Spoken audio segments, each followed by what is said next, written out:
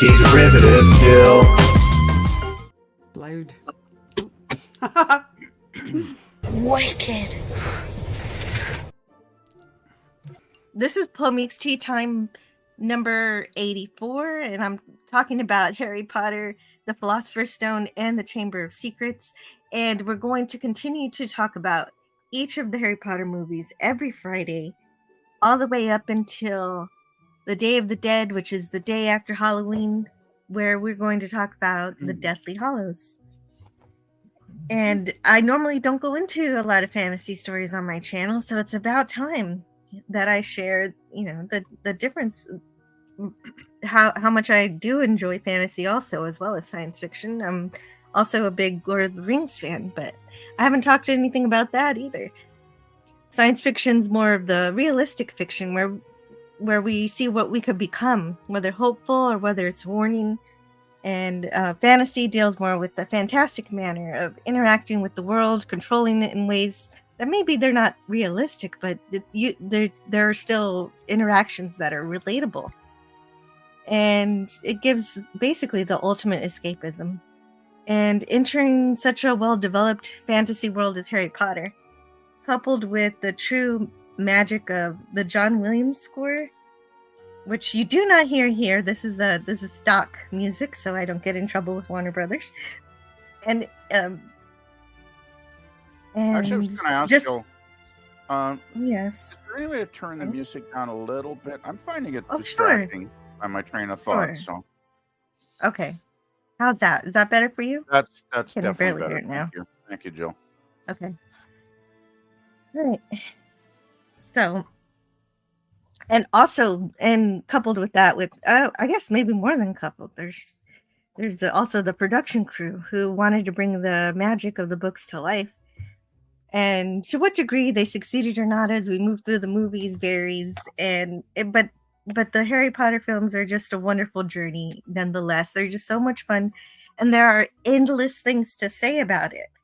And so we won't get close to everything. If I do read from my book I just bought, it's called Page to Screen: The Complete Filmmaker's Journey for all the Harry Potter films.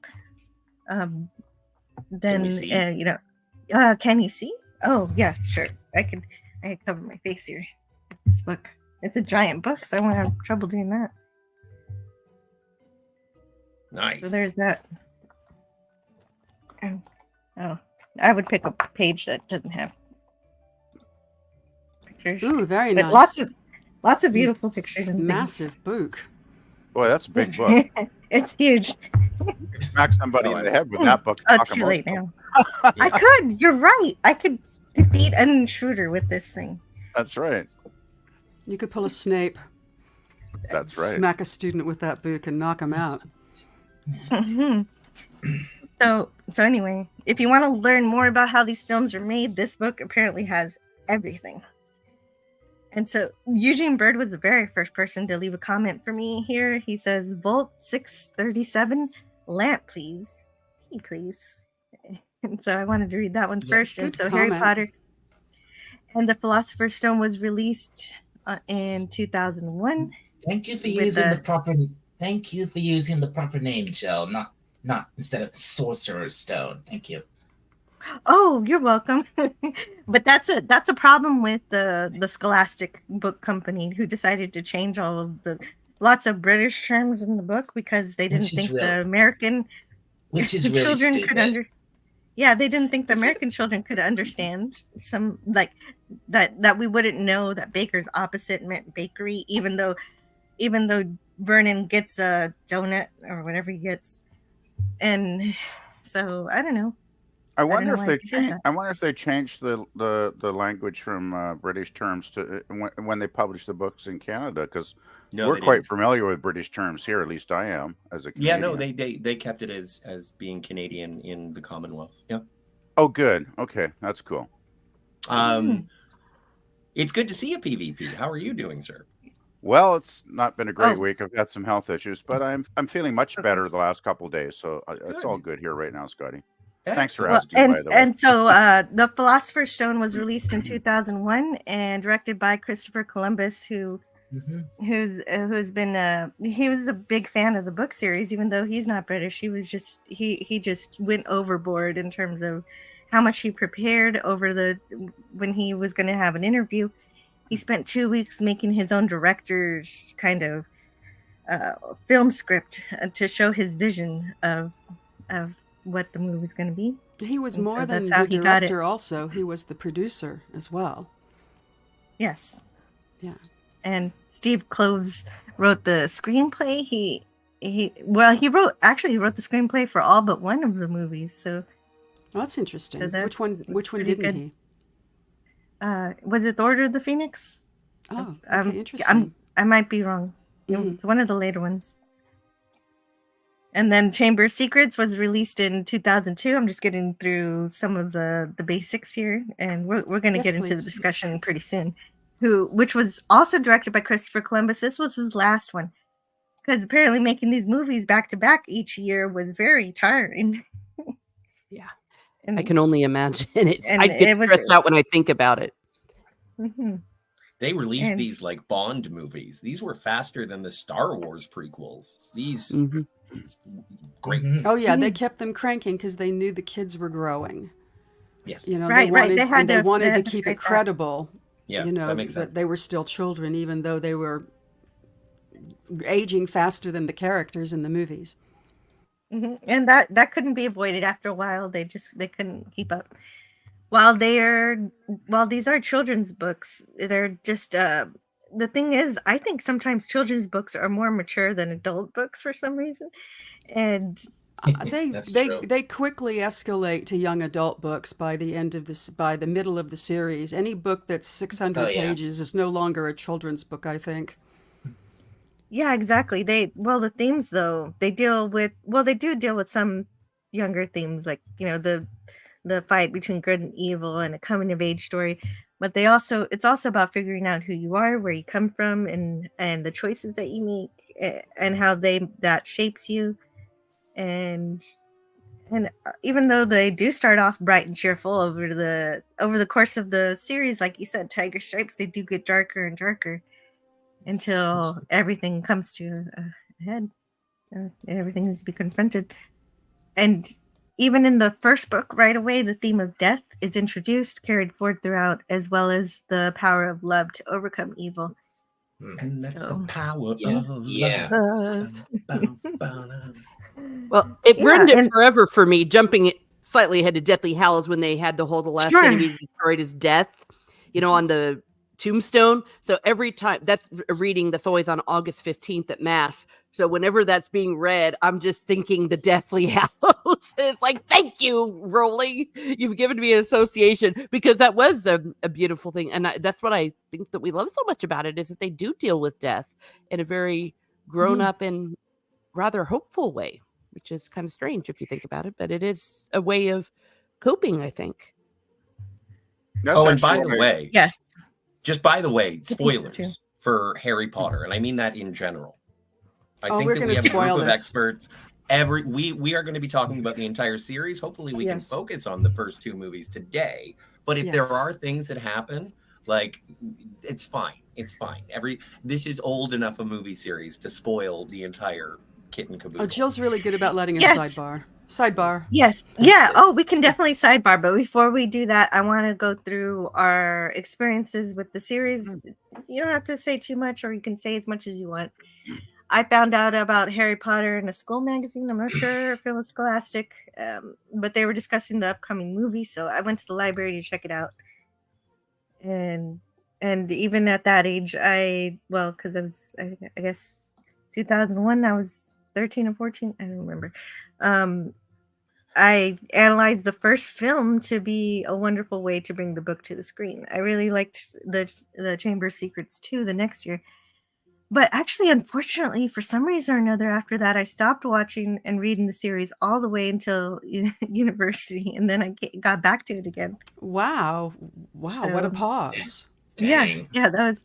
That's interesting. I don't know. I think maybe I went to my school library and they didn't have any, and they didn't have the books anymore, and so I just kind of Wow. got distracted with other things.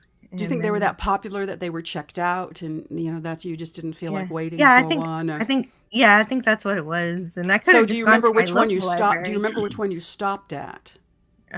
Yeah, no, I think Goblet of Fire. Oh, okay. And then, No, that makes sense. Well, because I have to say, just sidebar, I read The Fellowship of the Ring in 8th grade or 7th grade, 8th grade. And I was so upset by Gandalf's death that I did not go back to it for 3 years until I was I think a senior in high school. Oh, someone should have spoiled you.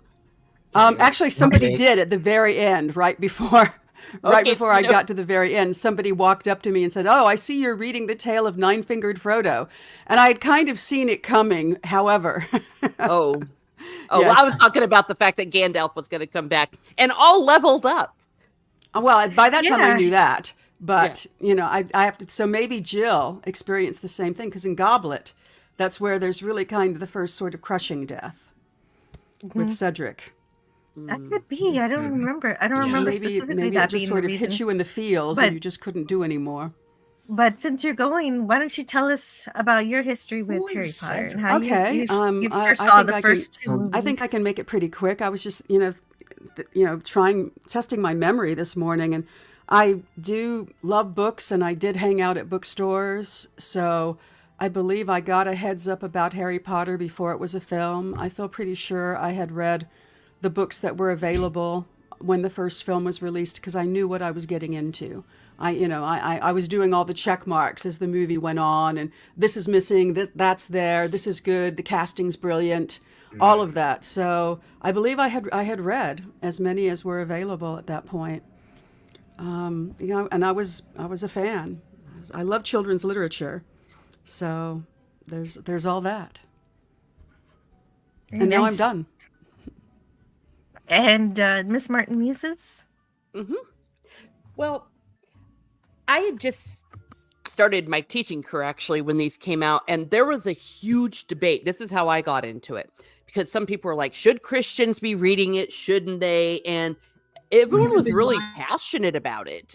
Either way, there was this, no, you shouldn't. It's evil, all that stuff. And then, no, it's not. It's harmless. And so I just was kind of like, whatever. I don't want to get into this. I've got enough problems in my life. I don't want to sit around and get into a big argument over a book. So I missed the first wave of it. And what happened was when the first movie came out, my cousin wanted to go see it, my younger cousin, at Thanksgiving. So it's like, okay, we'll go see Harry Potter and the Sorcerer's Stone. So we did. And I'm like, hey, yeah. And then I started reading the books. And by the time I really got into them, and of course, obviously I feel like, no, it's fine for Christians to read it, for crying out loud. But I would see the movies at midnight. I would go to the midnight releases of the book. I remember when the Deathly Hallows came out, you got the book at night and then you just didn't sleep until you finished it. So I have terribly fond memories of just being so excited about it, and also the fact that it was multi-generational. You would go to these parties at Barnes and Noble and there'd be little kids, there'd be grown people my age. I went to one of people those midnight older. parties too. Oh yeah, I dressed up as a witch. I did the whole full thing for the Oh, kids. wow. Yeah. Oh, that's so cute. I actually did not, but I just wanted the book so badly I couldn't wait. But it was fun. So, and in a small connection with the Lord of the Rings, that was also a great time because we had 2001 where we had Harry Potter and then the Fellowship of the Ring and then Chamber of Secrets and then the Two Towers. So it was a great time to be a fantasy fan, especially if you liked movies. It was really a time that I don't think we're ever going to be able to get back, because I don't think we're ever going to have a phenomenon like this. Yeah. Mhm. Yeah, that's an incredible point. Thank you so much, Miss Martin Muses, for being here to discuss these films and that history that you have with it. Yeah, thank you. So Scotty R37, you have a. I'm gonna be a what's speed your- bump in this love Yeah. fest. I know. I want to hear it.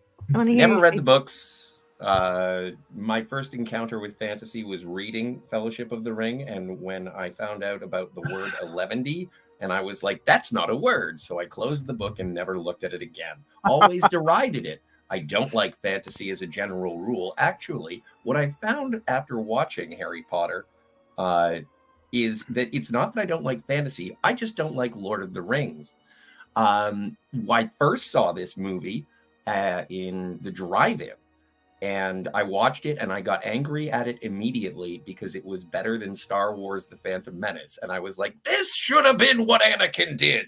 He should have gone to the Jedi Temple and then turned evil. If it was 3 movies and Harry Potter turns evil, I would be a happy Star Wars fan. So I hated this series.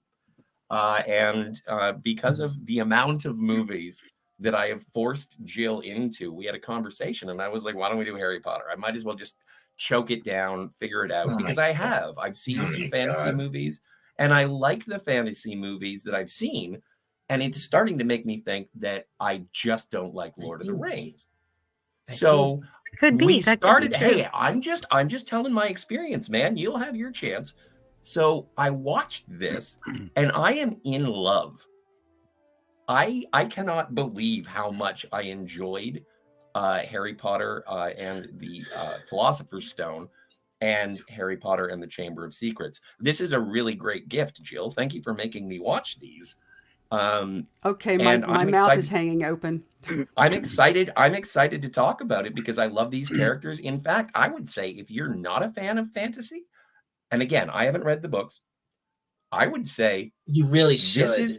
this is the film series to show a 5-year-old. To start with. Yes.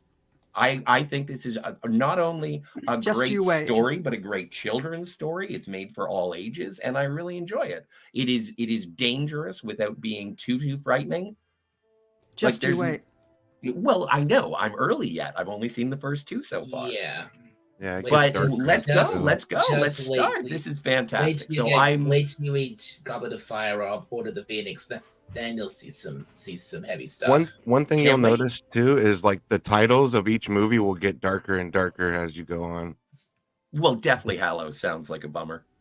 Like the title, like they start as like gold and then they start to get more and more. Not quite as bad as it Busted and- sounds, yeah. however. We should continue that's with me. people's experiences of Yeah, I agree. exposure Yes, I to Harry agree. Potter. Tiger Stripes. movie and or book. PvP has also not seen this series before. Can you tell us your experience watching it for the first time? Yeah, briefly? I really enjoyed them. Are there any true fans on the panel or not? Yeah. Oh, there well, are. There are Oh, don't only be such a snob, Did you hear? Dalek. Did you It's hear? only- that It feels Tiger like and it's Miss just Marple- me Only and true Jill fans, who are the right? true fans here. What Well, the I hell are get you it. talking Dalek. about? Don't make me reach through Dalek. and grab that I thing don't that sticks get out of Dalek. your front. Yeah. and Wait a twist minute, it. everybody, Yeah. everybody, simmer down, please. Yes. How dare you? Dalek, I think Dalek might have been away from his computer for a while because Miss Martin's Muses and Tiger Stripes very clearly talked about being at midnight book signings or book releases and for Harry No, Potter. I and so wasn't. I there haven't are- been away, Jill. I've been here the whole time. I have been there are listening. there are only 2 people. There are only 2 people on the panel who have never seen the movies before, and everybody else has. All right. Okay. So, but I am going to, because that's going to be the case. Dalek, that's going to be the case for people in my chat too. Primarily, I have science fiction fans, and so I'm sure there are a lot of people in the chat who haven't seen it before. Maybe if they can see the perspective of someone who's never seen it before, but who also enjoys it, maybe that might inspire them to check it out. And so, please tell us your first experience watching these movies for the first time. PvP. Sorry. PvP. If I may. Are you there, PvP? I don't know. Yes, if I may give my thoughts. The first experience on Wednesday wasn't great because it was Gorilla does like to do the watch parties. I like to think of them as the operative word being watch, but we had someone in the group who continued to talk and talk and talk and talk and deliver endless monologues, even not relating to the film half the time. And I did ask them several times, would you please mind keeping, the comments to maybe a little bit less, as I am trying to enjoy this film for the very first time ever.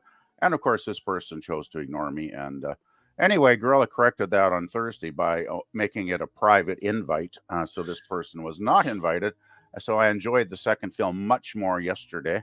I enjoyed them. I think they're great films. They're very well produced, a great cast, good actors, good screenplay, nice effects, great musical score. There was nothing about the films that I didn't like, really.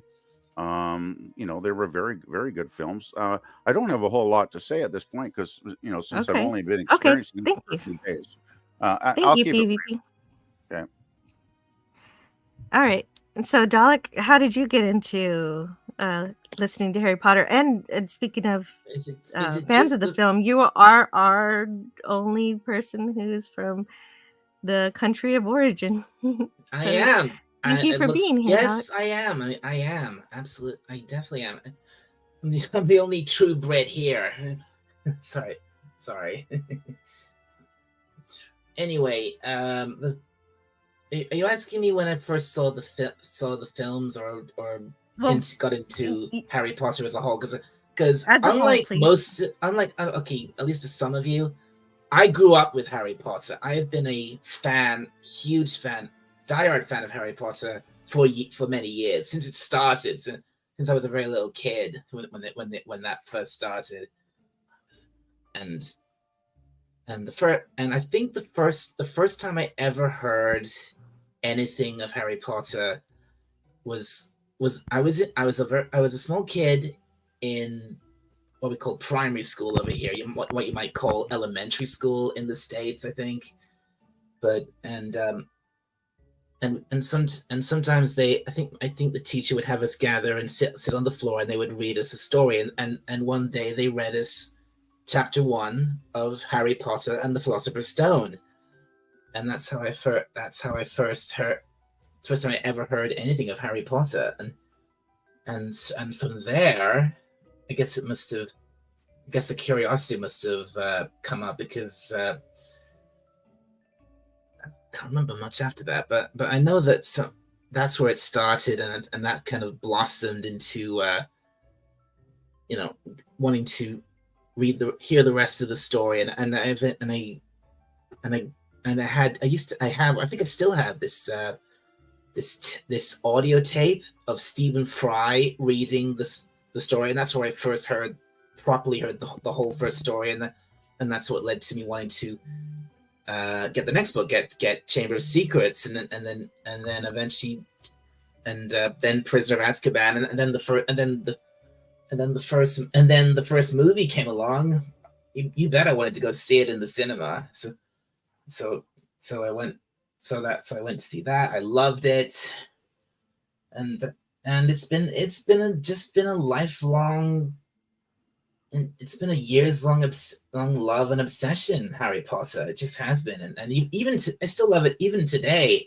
When I still have this great love for it, and I mean, I watch YouTube videos talking about it all the time, and when that game Hogwarts Legacy was announced, I was beyond excited, and so I had to get that game. Oh,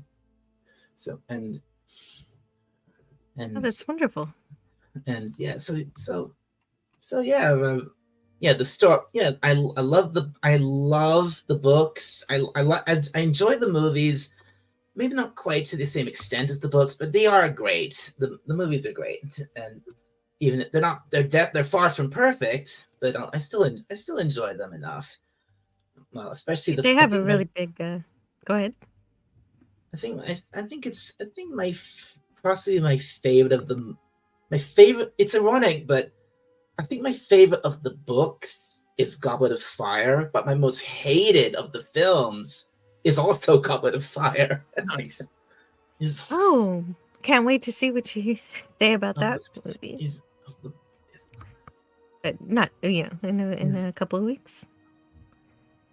And Thank you so Appian. much, Dalek. Yes, Appian. Can you tell Hello. us about how it's- your introduction to Harry Potter, whether it started with the books or movies? Very Sorry, interesting I'm choice late, of by an the way. icon, Appion, of all the ones Oh, you yes. could have picked. I also I had posted to, the I Harry had to show my true face. Yes, Oh, wait a I was afraid second. of that. Oh, never Tiger mind. Stripes. I think Dalek had something else to add before he was finished. I thought you were done. Like I said, I bought a lot of Harry Potter merchandise as well, and I also played the Oh yeah. Harry Potter video games on various mostly on PlayStation 2, I think, and my favorite one was the Chamber of Secrets game. I on didn't think to PS. mention the games. Very good. Yeah. Thanks. Okay. I'm sorry I interrupted you. Sorry. No, Okay. no, that's okay. And thank you so much, Appian. I'm so glad you made it today. Yeah, sorry I'm late. Sorry about that. You're just on time. Miss McGonagall would scold me. She turned me into a stopwatch or a map. I trust you don't need one to find your seat. No, I don't. Yeah. But yeah, thanks for having me. I was introduced to the movies like in high school, I think, is when I was reading the books, and then saw most of the movies in theaters. I think I saw all of them in Yeah, same theaters. as me. But I love the Harry Potter world. I love the Wizarding world. I even like the Fantastic Beasts movies a bit. They're fun in their own way, but it's not Harry Potter because they're like prequels. But I even like the Hogwarts Legacy game, and I've always been a fan of them as far back as I can remember since I first read the first book. And Goblet of Fire is my favorite story too, but I don't mind the movie. Yeah, I think the only movie I don't like really is like Deathly Hallow Part 1. I didn't like how they split the book into two, and if they did, I feel like they could have done more. But that's pretty much it. I really love the first two books and movies a lot. Oh yeah, you got my thoughts going with that last statement, but we'll save it for That's way down the road. Halloween. Yeah, Deathly Hallows a ways away. Oh, Yeah. I'm so glad you're here. Actually, I meant to ask everybody also with their introduction to tell us what house they're in, but I forgot about that. I get sorted into Ravenclaw, and definitely the house for me because I need my telescope and my own personal library.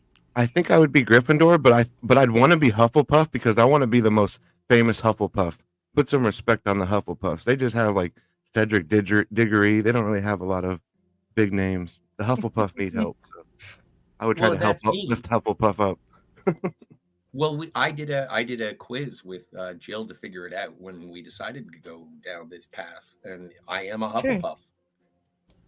Hufflepuff for life. Yeah, we're gonna bring that house up. That house needs to win. Has that house ever won? We don't know. I'm not sure. But they're hard workers. That's one of their attributes. Loyal. Their best attribute. The attributes of Hufflepuff is hard work and loyalty. That's Well, I have half of Hufflepuff. Yes, but the joke quality is they're great finders. So, Miss Martin Muses, I think we know your house. Yeah. You have it on your avatar. Yeah, I'm representing. For the longest time, I was a Hufflepuff, just and loyal and all that good stuff. And, Justice for Newt Scamander, he was a Hufflepuff. Well, was he? That's right. Yes. But on the other hand, life hit a little too hard, and I started taking these tests, and I started showing up Slytherin. And I'm like, what a shock. Slytherin is where it is because there's a certain you have a Machiavellian twist to your personality. There's a dominance to you. Well, how do I say this? I've been I was a teacher for 22 years, and I'm one of those that quit. It means you're ambitious and cunning. That's what it means to be a Slytherin. Yeah, well, my ambition was get the hell out of there and every man for himself. So, yeah. And I'm sure you have to learn how to manipulate people when you're working with children day in, day out. Yes. But it's not the children as much as it's the adults and all that. That's what I've heard. Yeah, but, I am ambitious with my alter career, which I don't usually talk too much about. But, yeah, it's something. And I am a musician as well, an orchestra director. So, yeah, you find that. That's really unusual. Congratulations on that. Oh, well. And Slytherin will help you on the way to greatness. There's no doubt about that. You have, Slytherin. yeah, I mean, you have the Sorting Hat baton. was going to put Harry in there in Slytherin. It seemed like. Well, that's fantastic. I think that's really great that you that Could've- you found out that your house Harry changed, could- because I think doesn't Harry could Dumbledore have say been at in some point Slytherin. He doesn't could have been in yeah, Harry Slytherin could if that's he- right. if Harry he- could have been Slytherin. Only because he's But got a piece what I of wanted to say- Voldemort in his head, but I think it's interesting Well- that your house changed, because I think it's interesting because isn't there a quote at one point where Dumbledore says, I think maybe 11 is too early to sort people. Yes, he was Yeah. saying that to Snape, I believe, because I Ah. think that he was thinking that maybe he might have been more Gryffindor. But yeah, and like I said, just because you're ambitious or a controlling person, but you see, controlling in a good way, as I was trying to say a few seconds ago, when you've got the baton and you've got 70 members of a string orchestra under your command, you are a control to create something beautiful. And Slytherins have gotten a bit of a bad rap, partly because of the movies where mainly the main attributes that we saw of them is that they're racists and that they are no, I mean, horrible well, bullies. Well, no, it's- Snape well, was a it's not- Slytherin, well, and it's Snape not was a quite wonderful that. person. Well, and but that's, he was a that's bully. also, even after watching the first two It's an flicks, app. like I didn't I guess you get could that see. Slytherin was racist. I Snape, got the you idea. think Snape was a that- bully? No, I think that he was, again, cunning and ambitious. I don't. Well, no, Ms. he Martin saw Muses it- said Snape was a bully. Yeah, he bullies You think his Snape was a children. bully? No, he only bullies No, Harry, and he Snape- does that because he's That's- all. that's He not quite bullies true. that- No, he bullies all the students, but he bullies Harry especially because he absolutely can't stand looking at him because he He reminds has his him of- mother's eyes. He looks like Mhm. his Harry looks like his dad James, but he also has the eyes of his mother Lily, and because of that, Snape hates Harry. Another I thing don't- that I tells don't me stand that looking at Snape does kind of, he isn't the nicest to the children. He does something bad to Neville's not. Toad at one point Ooh. in one of the books. I forget Mm. exactly what he does to him, but it wasn't good. He's definitely repeating the way he was treated as a child himself. So have you which a done, lot of bullies He's- do. Basically, Snape is the But we should pettiest. continue with our houses. Yeah, well, that's what I'm Snape asking. is the pettiest If you're man on the listening. planet. Let's put it that way. He's the pettiest. You just Okay, simply so- cannot what house move are you, on. sir? So from his Dalek, blood Move on, with- Canton. Sorry. hey, Dalek 451. Which house are you sorted into? And if you're asking me about like taking that, what was it, that Pottermore quiz or whatever, Wizarding World quiz or whatever it was, I'm sorry, I never did it. Yeah. But- Okay. the- If you the- do the all questions one, I think it's pretty good test. But Or as you a can speak to scholar, which house that you But feel you first- belong to. Personally, definitely. Personally. I'd love to be in Gryffindor, but maybe I'd fit more in Hufflepuff. I don't know. no, I'd love you to be. seem like more I'd of a love to be a Ravenclaw to me. Gryffindor, though. I think Then you're why either you- Slytherin Oh, or no, I'm not a Ravenclaw. I'm not a Ravenclaw. No. What's Ravenclaw? What's the Ravenclaw attribute? Well, let's do all our But he- own. Let's all Oh, do our own well, before we move on. Ravenclaw's attributes are, well, they're able to see. In order to Raven- get into a Ravenclaw's Ravenclaw- house, you have to solve riddles, and so Ravenclaws are they value smart. intelligence, and Oh, they're the both. Wit and wisdom not only are that, but also hallmarks of Ravenclaw. not only that, but also tolerance. So, since that's the house where you can be a little more eccentric. Yeah, you have to. Yeah, I think it's like you have to answer a riddle to enter the Ravenclaw common room. And that means that almost anybody from any house can enter Ravenclaw's common room if you can answer No. a riddle. No. We have the worst defense system. But anyway. Anyway, Tiger Stripes, which house are you in? Before we get to the chat, we've got 100 chats. I gotta say hello. Oh my gosh, we have to get to the chat. I, like most good children, wanted to be Gryffindor because that was where everything was happening. I find that the test you take can be pretty easily gamed. And I think I managed to get into Gryffindor just, through sheer desire when taking tests. At some point, Like I took a Harry. test and I was sorted in. Yes, I was sorted into Hufflepuff, and I was like, I think I'm fine with that because they're loyal, and that is, I think, one of my favorite hallmarks. And then for a long time, I believed I was Hufflepuff, and then I did go to the Wizarding World. I don't think they call it Pottermore anymore, although I No, did it's like not. Pottermore as a name. No, And I took the it's test all there, wizard. and I'm talking now. Me. Sorry. Thank you. And I was sorted into Ravenclaw, which bothered me very much. However, there's a actual personality test out there for just, regular people, not even related to Harry Potter.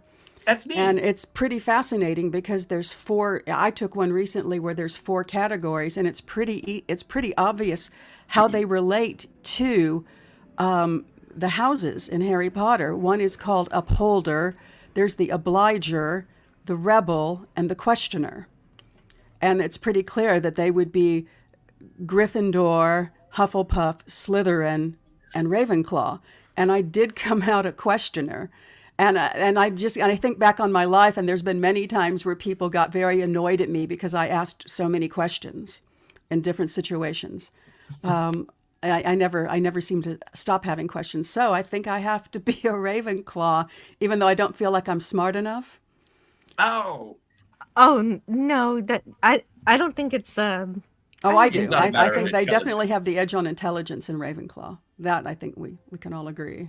Well, I'm happy But- to meet a Ravenclaw. I've never but met the a thing Ravenclaw. is, it depends what the I think Jill's a intelligence Ravenclaw. applies to, Is she? because no, there's we have to different ask types of her. intelligence. Yes, I yes, got- I am Ravenclaw, and it depends on what the intelligence. But I'm gonna finish up There's this one different little types thing. of intelligence. Yes, like the, you can be brilliant in different fields. Yeah, the Upholder, so the Gryffindor, meets outer expectations, meets inner expectations. The Obliger, that would be Hufflepuff, meets outer expectations, resist inner expectations.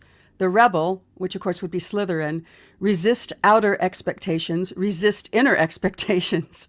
And then the Ravenclaw is the Questioner, resist outer expectations, meets inner expectations.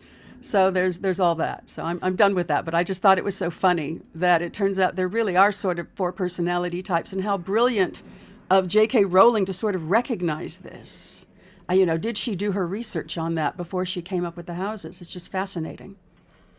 That would be a great question to ask her, because when you see how she's written these books, she just has piles and piles of notes all littered all over around her. Oh, she is brilliant. I know that when the books were starting and then they were rolling, and there were people who were kind of snarky in the bookstores I hung out at, and where all my friends were, and who would say, "Oh, don't you know somebody's ghostwriting them? She had a nervous breakdown. She can't possibly keep up with writing something at this clip. Nobody could." No, I believe she wrote every word, and I believe she is truly brilliant. Of course she did. Of course she wrote the books. Jill, why Yeah, are you going through it? especially Why are you going through it so fast? No, but sorry. because we don't have a lot of time, and I have a no, because we don't have a lot of time, and I've got a lot of slides, and because the slides are just there as a visual aid. If there's something you want me to stop on and something you want to talk about, there were a couple of things ask. I had to say at the beginning, but let's ask Appion his house and PvP Okay. if PvP has an urge I still to be in a house. Appian, I think he already said he's in Hufflepuff. Gryffindor, but Oh, he's I Hufflepuff. did. Hufflepuff. You Not just didn't enough make as love big for of a fuss Hufflepuff. as we Me- did. me and That's Appian very stick Hufflepuff of you. together. Yeah. But PvP also sorted into Ravenclaw as well. So that. I got 88% on that test you sent me, Jill, for Ravenclaw. But you are very I was curious. a bit so surprised it's to an be that instinct. quite high, but 88% was pretty high, and I thought, well, I can't fight that, I guess. By the way, personality tests actually do exist, because when I was taking my job training upgrade 5 years ago, we spent the first week of classes doing personality tests, which kind of told us what kind of jobs we would be best suited for. It was actually quite fascinating, and I learned a lot about myself taking those tests, and they actually do exist. they do have them in the real world. So Great, I'm very sure, much so. I'm sure And- J.K. I'm sure Rowling probably was aware of those and probably studied those when she was writing the books to get That makes sense. ideas from I'm them. just here to tell you, kids, if you're going for a job and anybody asks you your favorite color, it's always a primary color. No secondaries, no black, no brown, always a primary. That's Yeah, the That's answer all you want to that noise, give. Silent Bob. Purple. Yeah, don't I say always black. Purple. All right. Make you look very sinister. Do you want to make sure I get to say hello to the chat before we get into more discussions? Edutime. Hello, Edutime. Grit teeth. Thumbs up. 23 years ago, Dusty Staircase Kid does the thing. And Scotty got 37. You're a Wizard wizard, Larry. Larry. Oh, I did notice that the Dursleys have the end row house, which is optimal. If you have to be in a row house, you want to be on the end. Yes, William they wanted Shakespeare. their house. They wanted the Dursleys' neighborhood to be as dreary and drab as possible.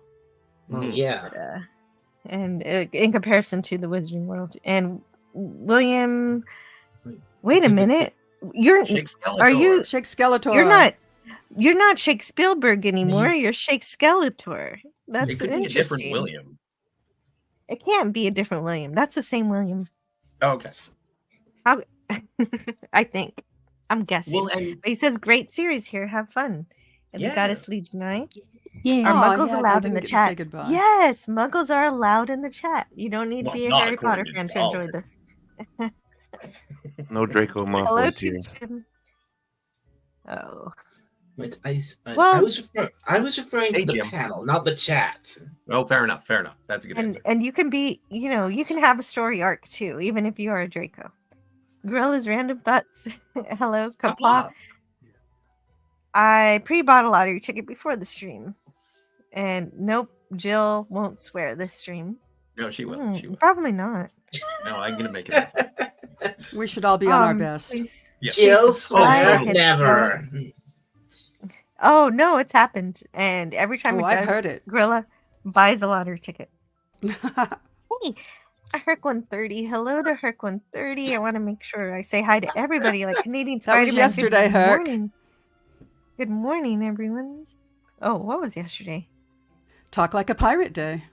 Oh, Talk Like a Pirate Day. Yes, it was yesterday. Oh darn, I missed it. Spidey. Cat, want to what's be your honestly the first time I stood in line for a book. Movies, games, grand openings, and now books. Yeah. I think Wow, that might have been the that's first awesome, time I Cat ever. Wannabe. Well, I don't know. I think that might have been the first time I ever stood in line for a book to buy one. Not to get one signed, but to actually purchase one. Yes. Good call, Padawannabe. Yeah. Hmm. I worked at a cafe go. right beside a bookstore, and I remember that they had like a midnight opening for one of the books. But I wasn't a fan at the time, and I was like, "All right, nerds." But then I remember the time that I lined up like before noon to see Star Trek First Contact, and someone was walking out of their job and said the exact same thing to me. Ah, Very nice. Yeah. And I forgot about the Lego Instant- games, Padawannabe. That's true. The Harry Potter Lego games, those are fun. A great way to just turn off your brain and just play. And Greek letters, Hogwarts is supposed to be the safest place concerning magic. Right. Yeah. I mean, Right. one of the No, I first know, things but no. Dumbledore says is, "Don't go to the third floor; you could die." Yeah. You could die. Oh, Yeah. oh, also, He's the 11 most year old, you painful could die. death. So wonderful. and also the Forbidden Forest. It's also Yeah. going to kill you. Watch out. Yeah, when you get Yeah. on detention, you could die at that school. Yes. In fact, a lot of the Not authority great. figures give them bad advice. It's like follow the spiders. Oh yeah, this is a great idea. There's Well, a that's general, well, that's- a well, general that was- stony heartlessness throughout that the was wizarding Hagrid, world in terms so- of death and danger. It Well, always makes me Hagrid's an laugh. authority figure. No, he's not really, or at least not. At least in the first two books, he isn't. But he's. But he. I Not? guess you could say he. I guess you could say he. He's the kind of does. groundskeeper. He knows that place inside out. He's Oh, the yeah, guy yeah. who tells Well, Harry well, yeah, he's a he is the wizard. groundskeeper. He is the groundskeeper. You're right, and he And does. keeper of keys. And in book 3, he becomes a full-fledged professor. Yeah, that's right. Because book 2 exonerates him from the crimes It that does, he was yeah. his crimes, so he gets Yes. to use his magic again. Hooray! Except he never gets a new wand, which I think is weird. I feel like Oh, should've he got still. one. Oh, he has a wand. He just. I He just. know, but it's all Mhm. broken and stuff. Mhm. I guess it works Yeah. well enough. But He's using an anyway, umbrella in the first film, so Yeah. that's not Well, exactly a wand. that's because his wand is his old wand is inside But the it's- umbrella. So I kind of want the discussion of this movie to just be free flowing. But if you guys have anything you want to say about the start of this film, please. I did. I wanted that to is- say that when you see Dumbledore, there's this tremendous, below shot, that's a little lower Yeah. than him looking up. And then he holds up the deluminator, and then the camera comes in really tight on the deluminator. And when you're an actual fan and you know what a deluminator is, that particular moment really early in the film is quite thrilling. You realize, okay, this is going to be the book. This is going to be the story as it is. Or they wouldn't, Hollywood wouldn't have bothered with that. They really stuck to the detail. But they came in tight on it, and they showed you this beautiful little, implement that looks exactly like a deluminator should look. It's just amazing. Yeah. Well, and I love the world building that they Yeah, did at the that beginning of opening it. Absolutely, and scene with- that's part of the thing that I, as a person who is like, all right, show me magic, and Yeah, that And they opening do. scene with Boom. he flips Well, open a thing that looks like a lighter, and it actually collects light, and I was Yes. like, that is Yes. clever as all get out. I, even being And someone that that's- knows nothing about Harry Potter, I thought the Deluminator was awesomely cool. Like it was Mhm. really cool gadget and a very great special effect. I really like that. That was very Yes, cool. yes, but it's that 1-2 punch. They're not only showing the people who haven't read the books, but they're showing the people who have read the books. Yeah. Here you go. You know Yes. what this is, and you Yes. know what Yeah. it's called. Yeah. And Alternate McGonagall name, being the the- cat. Yeah. Yeah, I You love get her to see the shape-shifting transfiguration things. and the flying motorcycle. You knew that you were in a magical world. And the John Williams music, of course. I mean, like I Oh said, yeah, it just, yeah. All of the John Williams themes, just one after the other, just Yeah. so evocative. it Oh breathes yeah, magic. and I just kind of keep forgetting over and over, and yet McGonagall is an animagus. I just Yeah. I have to remind myself of that Yes. all the time. Yeah. Yes, and it's very difficult to become one, and so that's why it's rare, and you have to get registered and What- everything. It's What the very hell is an animagus? an It's a animagus person who can is transform into a witch or a wizard who can transform into an animal. Thank you. it's extremely not that high common. advanced. It's advanced transfiguration, and Okay. if you do it wrong, you can. Is you it can kind of as severely rare hurt as being a yourself. parcel tongue? Oh no. That's just It's being able not to that understand rare. Okay. snake language. All right. You're kinda Which Also, is just born rare, with that. but becoming an animagus, is it a learned skill then? I thought it was kind of a genetic thing, Jill. but also, I think it's I think you're Sorry. born with it. And I think Maybe Dalek it's has something Maybelline. he wants to say. If you do have something you want to say, Dalek, just put it in the private chat, and I'll make sure that you're heard. All you have to do is tell me what you want to say, not that you want to say something. So go ahead, Dalek. It's annoying. I have to do that. Well, I have to resort to the chat to be heard. You always feel like this What- though. Well, So, I you know, haven't. just I probably jump in. haven't but had- but just jump in. could you skip that part and tell us what you wanted to share with us?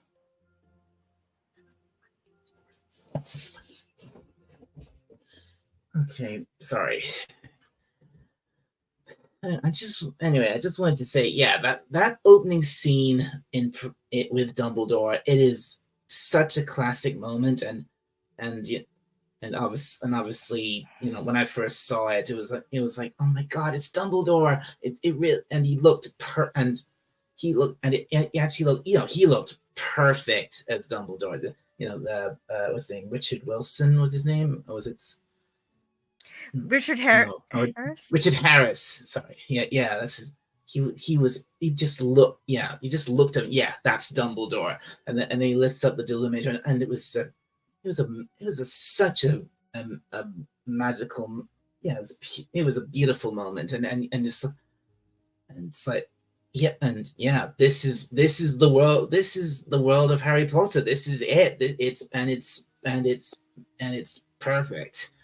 That I just love That is it. Yes, then, of course, and it was when- just the magical people in the Muggle world, and we haven't even gotten to the Wizarding world yet.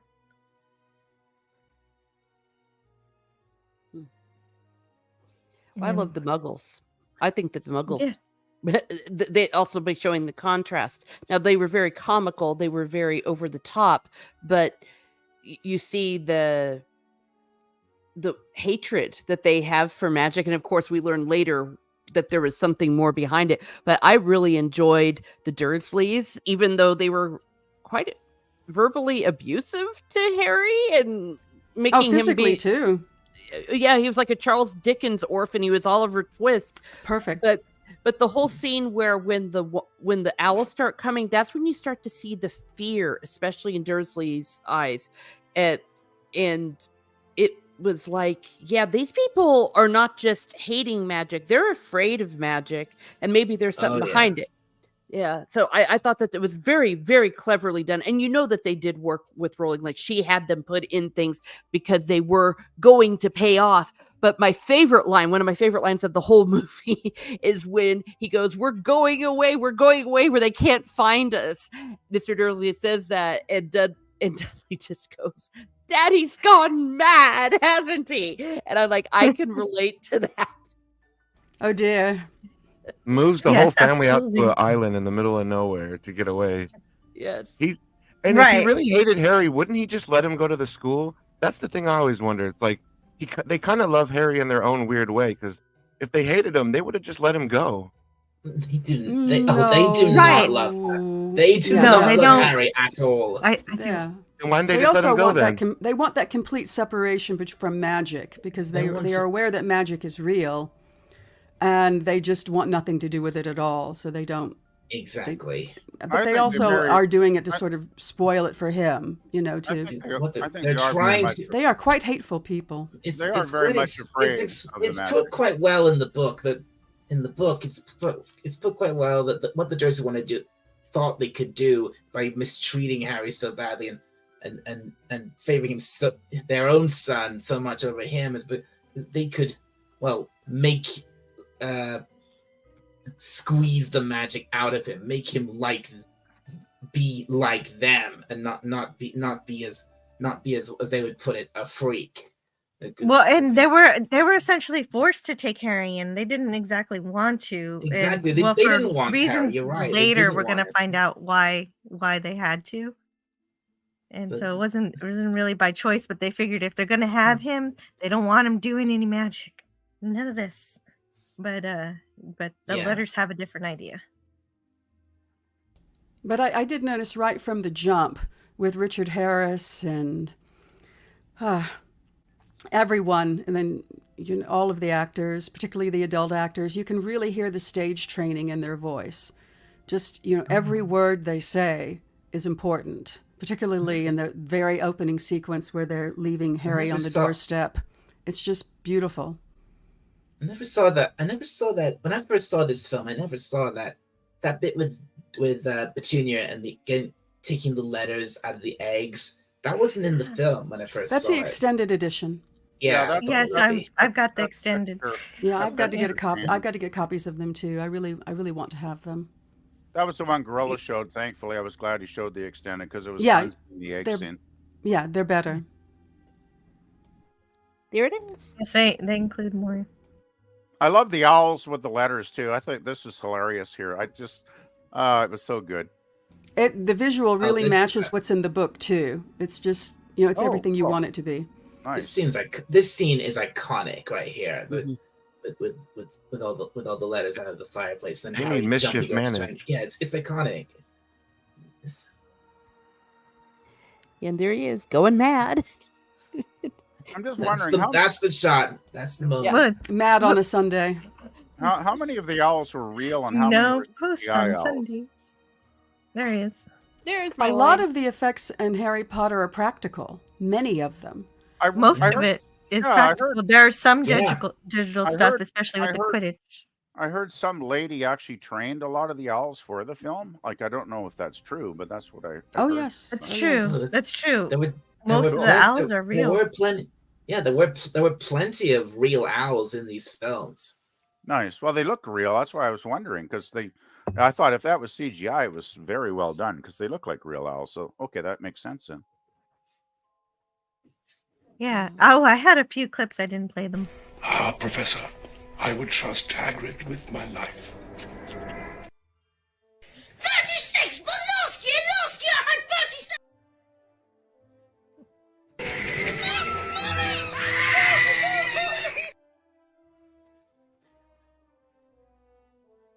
Nice. But really yes, did- those tones. Ah, Professor, I would trust Hagrid with my life. I mean, it's like every word, is important in that sentence. And he just, and you kids don't know this, but Richard Harris played King Arthur in Camelot. And so when I saw this film, I thought, there's age for you. There's King Arthur has become Merlin. I actually saw Camelot, and I remember that well, and it was quite a great film. Actually, I liked that film. I It's a enjoyed wonderful that. musical. Yeah. And Merlin is actually a wizard in the wizarding world who was a Slytherin. Oh, wow. So Merlin you got was a a good Slytherin. Slytherin. Woohoo! I Interesting. got Oh, really? Merlin. You got Merlin. Yeah. Yeah. I Okay. could Now see- I have yeah, just as. yeah. Oh, sorry. I was just going to say I could see Merlin as a Slytherin. He did seem to be that kind of personality type. Well, he was living his life backwards, and that has to make things hard when you know what's going to happen before it happens, and yet you can't quite tell people that true. because then it will change their future, Yeah, I like which Merlin. is your though. past. I always found Merlin interesting character, so I like Merlin. Hmm. He's kind of a little cagey, but he's kind of fun too. Yeah. Now I had a problem with this scene in the book and in You're the a wizard, movie. Harry. Yeah, a wizard, Harry. Harry, yeah. But the fact that he's about ready to put a pigtail on Dursley and that sends him, Dudley, and it sends him to the hospital. I have a problem with that. I mean, we know that the Dursleys are horrible and abusive, but he deforms a child. I Yeah, actually they haven't- I seriously actually- they have to get it surgically removed. They don't. I they have, don't they get it. do. I have a note on that. There's that casual cruelty that's all through Harry Potter. I kind of love that. I love that. Well, it's Dudley. Who really cares? But I like that phrasing, casual cruelty. Let's see. Are you going to keep a track of that? I mean, in I the know. book, I could make a note. in the every book, time Hagrid they You're a just- wizard, actually- Harry. Happened in the book, Dalek. as in the book, Hagrid actually says that he didn't the pig. He wasn't just going for the tail. He actually meant to turn Dudley into a pig, Yeah, fully it into a wasn't pig. That's true. I forgot about that. That's Well- true. That would have been worse. But Then he was would've- so much Hagrid might much have gotten like in a pig. trouble There wasn't much left to for that. do. The casual cruelty, I think that's very interesting because that was one of the debates that was also going on about should children be watching this, because it wasn't just the bad people doing bad things. It was the good people doing bad things. Now we learn as it matures that she's actually teaching a very philosophical lesson. But yeah, at the time it was like, what's wrong with these people? They're all a bunch of psychopaths. But I never got that. I never got that impression through watching it. I always thought that the people got comeuppance, and exactly with the tail. It was like you're stealing Harry Potter's birthday cake. The first You're one a he's pig. ever had, as The well. first one he's ever had. Yeah, I exactly. I didn't think it was casual Yeah. cruelty. I thought it was. I comeuppance. agree. I agree with you, Scotty. I thought they were getting what they deserved. Pretty much. And Well, there's sorry. No, continue. I was just going to say, even when it is good people who are doing things, their comeuppance is not necessarily harsh. I don't see their comeuppance as being casual cruelty. And that's why it's so interesting that they have the point system between the houses. It's like, okay, when we find out that Harry, Hermione, and Ron are hanging out, and Draco snitches on them. And it's like, okay, everybody gets 50 points off, including you, Mr. Malfoy. And it's like, I'm sorry, I was the one who told you about this. And McGonagall is like, you're such a Reggie. You get 50 points off because you were out of bed too, okay? You don't get points for being a snitch. I did that's- enjoy well, the that's- point well, that's the system. whole thing Point with- system was fun. That's the whole thing with Malfoy. He's with Draco Malfoy. He's this snobby, spoiled rich kid who thinks he can get away with anything. And but Professor McGonagall, she's the strict, stern one. She punishes everyone at Hogwarts equally, no matter which house they're in or how rich they are or anything. She'll treat you the same as everyone else. And that's what's great about McGonagall. Hey, Poopus is here. Hey, Poopus. Except for Harry, she buys him the Nimbus. Yes. Hello to Snortopoopus Cuber. Yes, but she has a reason for that. She's got a history with Quidditch, and she wants Gryffindor to win. She's very pro Quidditch. McGonagall loves Quidditch. Funny enough. Oh yeah, she comes up and just pulls Harry out of class, and she's like, "You're going to learn Quidditch right now. Make you a seeker right now, the youngest one." Right now. I found you a seeker.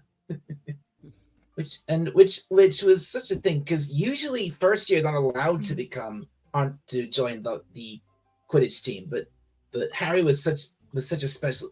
But of course it's Harry, so of course he joins the Quidditch team.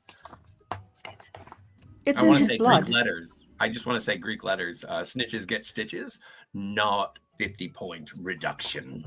Delightful. I'm on your side. Wow. So, but this is also like, this is sort of wish fulfillment for Harry. He's finally somebody.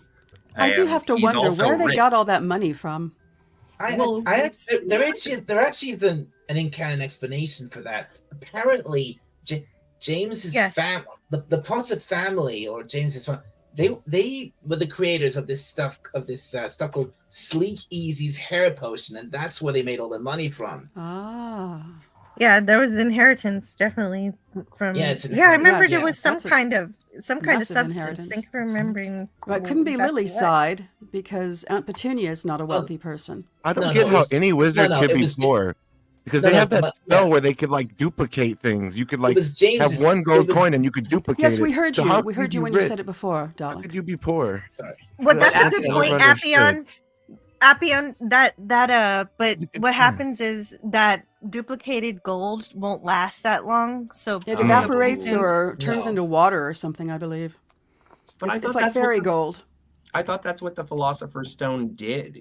That's what it was like. An alchemy yeah, if you had thing. the Philosopher's Stone. We're talking about a spell in another movie, Scott. Oh, okay. I think later they show that like you could like duplicate things. Yeah. Mm-hmm. But yeah, that's like fairy gold. It just evaporates. That wasn't really used to create extra riches. That was used as a defense mechanism, and if anyone would have broken the vault. I'm guessing you're thinking about. I was just saying it could be used. Bellatrix Strange's fault. Yeah, that's what I'm referring to. They could use that, but like since you said it's like it disappears, or maybe even the person you're trying to sell it to can like have like a spell that could see through it or whatever, mischief manage or whatever. Well, and I do just briefly want to touch on this. Don't jump down my throat. The idea of calling this Harry Potter and the Sorcerer's Stone actually is much better than the Philosopher's Stone, simply because if you're going to see a movie about magic, a sorcerer makes more sense. If you're going to go and see a movie about the nature of existence, the Philosopher's Stone makes more sense. So in the history of magic, the Philosopher's Stone is an actual thing that people used to look for back in the medieval era. I don't get it. I need better advertising. Yeah, well, yes, that's true. You You received it, so Tiger it should make you very happy. Yeah, that's true. Tiger Stripes. Alchemy was something that people really practiced. It was the precursor to chemistry, and they really believed they could turn lead into gold. Lead into gold. Wine, live forever. Yes, and get the elixir of life. Miss Martin Muses, I have a question. Sure. So you've spoken at length in terms of the sort of religious aspects of it. And this has been a very specific contrary to some place like China, where they don't allow witchcraft and wizardry and whatnot. Do you think that the Harry Potter phenomenon is a East versus West situation in terms of just a cultural acknowledgement of supernatural things? I wouldn't necessarily say it's an East versus West because, I mean, maybe you have something in China, but the East is very mystical and very much about the spiritual realm as well. But this is more from a traditional Western point of view. Now, I do believe that this series does have traditional Western and religious values, which was ironic because originally some people thought it was contrary to that, but as you see that it develops, but I don't see it as being a dichotomy between the two, and that part of the reason why Harry Potter is so popular all over the world is because it's universal enough that everyone can find something in it. Mm-hmm. Thank you. Well said. Wow. And also, that's a better way than I could ever put it, because just the way I see it, it's fiction, and J.K. Rowling puts it at that. Even if she does borrow a bit from reality, she's not. There's no there's no crossover between the reality. I would never say that J.K. borrows. I would say she just has an amazing amount of influences, many of them British, in terms of literary references. J.K. Rowling is the Quentin Tarantino of wizards. She's taken from all sorts of little... I just think she's unbelievably well-read, and she really knows her stuff. She does, and... world. Oh, she created a language, the faux Latin that she came up with for all the incantations. It's just amazing right there.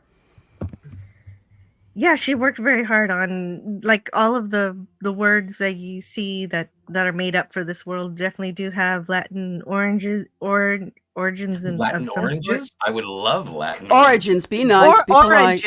Or you know what she's saying. No. I know. Talk about jumping down people's throats. Wingardium Leviosa. Oh, dude, we have that. I'm thinking about 5 different things at this moment. I'm trying to also read this book because this book is telling me about Griphook, who of course and is John Hurt, Davis. Beautiful John Hurt, and with his lovely. You're saying it wrong. It's Leviosa, not Leviosa. Nice. You've got some dirt there, just there. The great, this is a great scene in the wand shop with John Hurt as Ollivander, and he's no, I watch Alien all the time, and I didn't get the really connection because this is what happens, darling, after you drink yourself silly for 40 years. Well, it works really well for this role. Oh, he was wonderful. He even gets to play in the last movie too, so he makes it all the way to the end of the movie series. I was just going to ask if he comes back. Also, Dalek, don't forget, this is the first of the Doctor Who's that we see. And then when we go to Hogwarts, we get to see another Doctor Who. So just you wait, Scotty. There's yet another one. Oh, yeah, that's true. You're right. John Hurt is a future Doctor. He's the War Doctor. And you're right. Yes. And you're saying there was another Doctor in the... Oh yes. Oh yeah. I know there was. Well, I know David Tennant was in it eventually. Is David Tennant going to be in a Harry Potter movie? Yeah. Yes. Oh, yeah. Everybody's in Harry Potter. Everybody. Everyone's in Harry Potter. I know, but I haven't seen it yet, and I'm so excited. Oh, that's right. Yes, that'll be fun. Yeah. He does. He who must not be named. He adds a very funny personality to his character, but we have to wait before we can talk about that. We got to keep going. Is it the same actors who play Harry's parents throughout the series? Yes. Yes. Yes, Okay. I think so. Although not same actors who play Hermione's parents, which is interesting. They wanted J.K. Rowling to play Lily, but she wouldn't do it. Oh wow, that's interesting. I was wondering if she played a part in the movies. Does J.K. ever show up? No. She's not pulling a Hitchcock, but she did keep control, and I think it was contractual. She had control. She had approval over the scripts, and if there was something she didn't like, she would exit right out.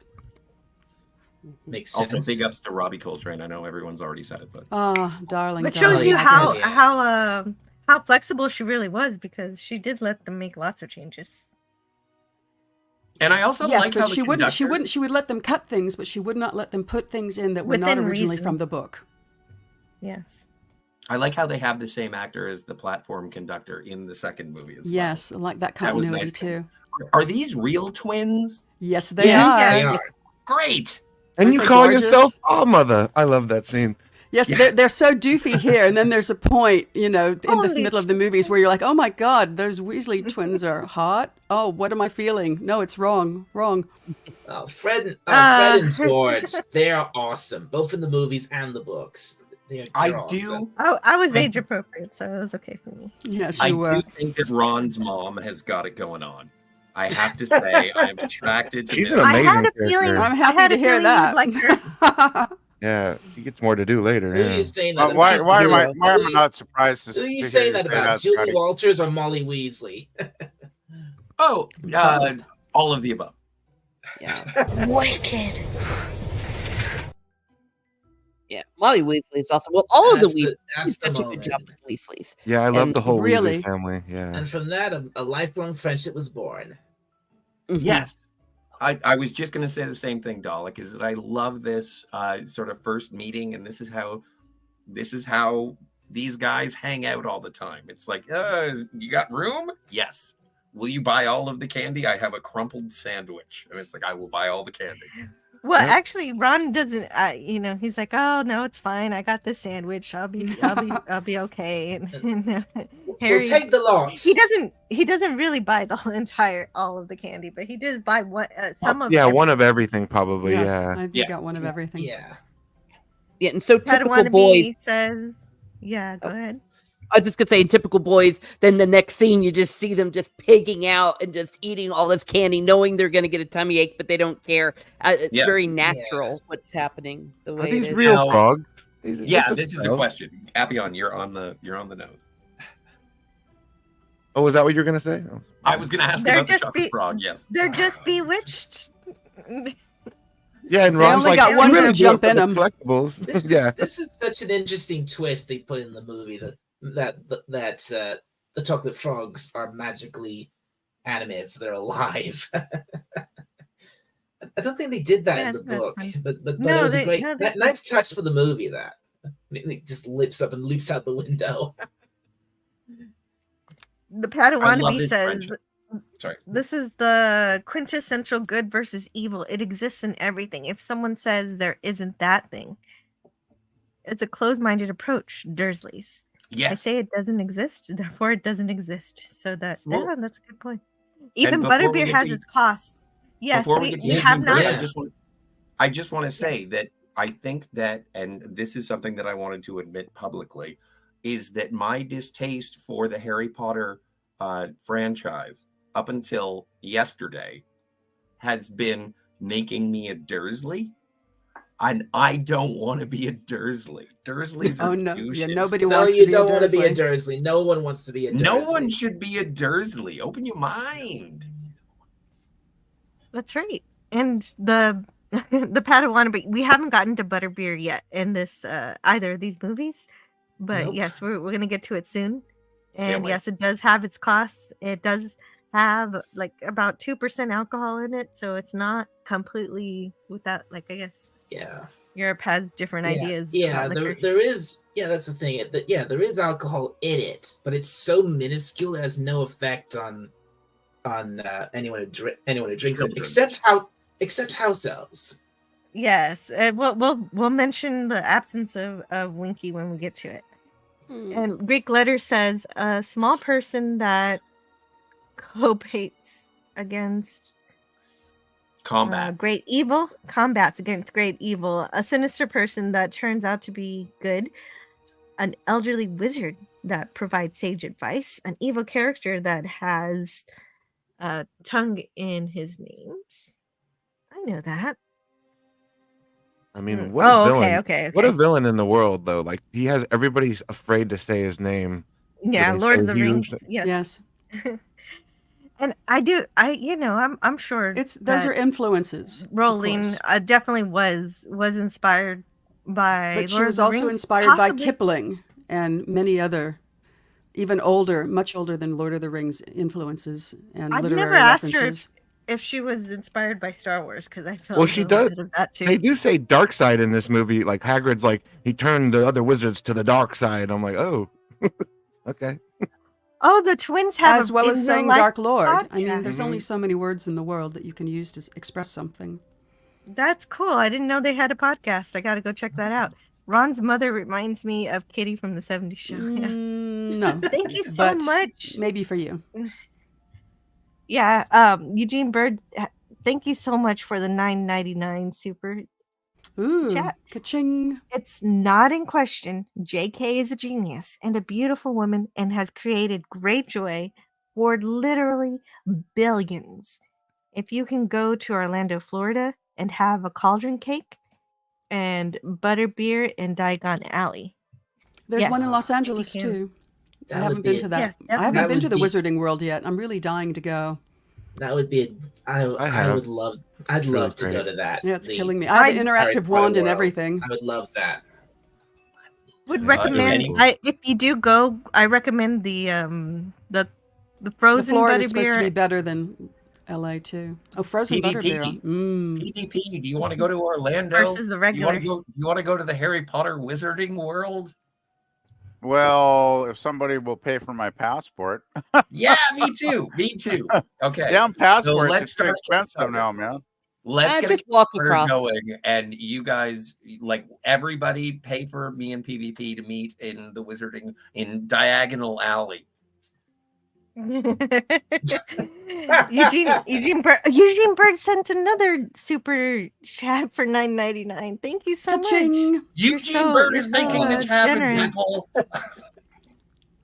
Oh, in the men's room, Moni Myrtle talks to you. Hey, that's not fair. I never went It's to the girls' I'm gonna- room, I think, that Moaning Myrtle's in. But it's also It a is. prefect. Yeah. A prefect's what's restroom, I ladies' think. A room? prefect's bathroom as well. This is I That's know I right. know it's a Filthy Friday, but we're not allowed to talk about Moaning Myrtle because I have a wizard crush and she's dead. Isn't she in the second movie? Like, Yeah. Yeah. Movie, yeah, She's where guarding the She's also, I Slytherin think, the only thing. adult who played a child in Harry We Potter. meet her which in the is second. That's interesting. why meet it's her in the the only second movie. appropriate sex joke that I have is because I she's like an adult. Myrtle. I felt sorry for her. It seems like she had a bad life when she was alive. I don't know. Yeah. Oh, Yeah, but I definitely. don't know. Yeah, she was very. She was yeah, very she was. sympathetic. She was very miserable when she died, and that's why. Yeah, All that's right, why I'm she's done. sympathetic character. Oh. I like I used up Myrtle. my Filthy Friday jokes. Oh, guys, Keith E says, stopping by to add a like and lurk a little. Thank you so much, Keith E. I hope you're enjoying this Keith E. very animated discussion. And now we're about ready to be sorted. And Here we go. Neville's found Trevor. Thank goodness. No, Yeah, I'm a big fan of Neville. and just keep watching Neville. Yep, He, just keep he gets watching. better. Oh, He yes. only gets better. Yeah. Oh, yes, he does get better. Oh, he does. He's the rough yeah. and tumble. He's the stunt man. Oh, and also Mhm. F this guy. You could probably say. Yep, there's that You could almost hand. argue. You could almost argue out of all the characters that Neville has the greatest character arc, has the greatest character growth. Yes, he throughout the does. story. Mhm. He's my second favorite character. Mhm. Yeah, he's actually arguably the truest hero of all of them. To Deathly Hallows, but he Well, really yeah, not was to get. Yeah, Yes, go he- ahead. Yeah, I don't want to ask. Not to get too far ahead, but Yes, I know. You've there is already gone something- past some of my notes. That is everybody's There's jumping something in. really special about Neville that we can't mention yet. I guess. Yeah. So I'm But, gonna you I'm know, gonna there's a hit whole my bit notes on real that. quick. They tried to give Dan green eyes, but he couldn't take the contacts. That's why. Oh right, he's he got was blue eyes. was he and was Harry he has green allergic eyes. or was he allergic or did he just have an I irritation just to don't it? think he I could forget take it. I just Yeah. don't think he could take it. Mhm. And then I like that they didn't try to change Dan's voice, even though it was already starting to crack. There were rumors at the time that they were going to change it digitally, so he would sound younger. But let's Right, see, because it they was filmed different years. parts of the movie at different times, and so he sounds younger at different locations. Like at the end of the movie, they filmed first, and so he sounds super young at the end. Ah, that's fascinating. Mm. And I like that when they go into the leaky cauldron, when they enter it, Hagrid and Harry, that particular scene reproduces pretty much every pub scene in every Hammer horror film, where the hero walks into the pub and says, well, what's this I hear about a vampire or a werewolf or a zombie or whatever, and then everybody in the pub goes silent and stares. Only in this Yeah. case, Harry's sort of the monster. He is the person that causes the hush in the crowd, and then they all rush Exactly. forward. But it's just a beautiful flipping of that classic scene. And again, Yeah. it just goes to show Rowling's knowledge of just kind of everything that she bundles Like- into this story. It's Yeah. great. Alright, That is I a gotta great give- moment when the bartender just goes, "Bless my soul, it's no. Harry Potter." Yeah. I'd like to and- give Tiger Strikes bonus points for referencing Hammer horror films. That's really cool, Tiger, that you actually did that research, because wow, I didn't even think of that, but that's really cool. That well, obviously JK is like a huge brain to reference those films, right? yeah, no, she's got all of these influences that are, that are yeah. coming out. And I here we love have that the scene. Wonderful, Great thank you. Hall. The leaky cauldron scene. I like that Quirrell's in there. Did he know Harry was going to come through that day, or was he just hanging out in there, finding out what people were saying about him? Like, what do you think about He Who Should Not Be Named? Tell me what you really thought about him, because he's basically him. That is a really good question. Was Quirrell there on purpose, or was it just a coincidence? Yeah, was it coincidence? Did he, anticipate to meet Harry there? Get a look at him? Well, he Yeah, is a I wonder. professor, and it Mhm. would be a reasonable thing for the professors all to discuss Harry coming to the school, because it's bound to be a Yeah. big deal. So, no, I think he might have understood that was the doorway into Diagon Alley. You go through the cauldron, and he might have been there specifically to wait. Yes, I think that's a really good catch. Mm-hmm.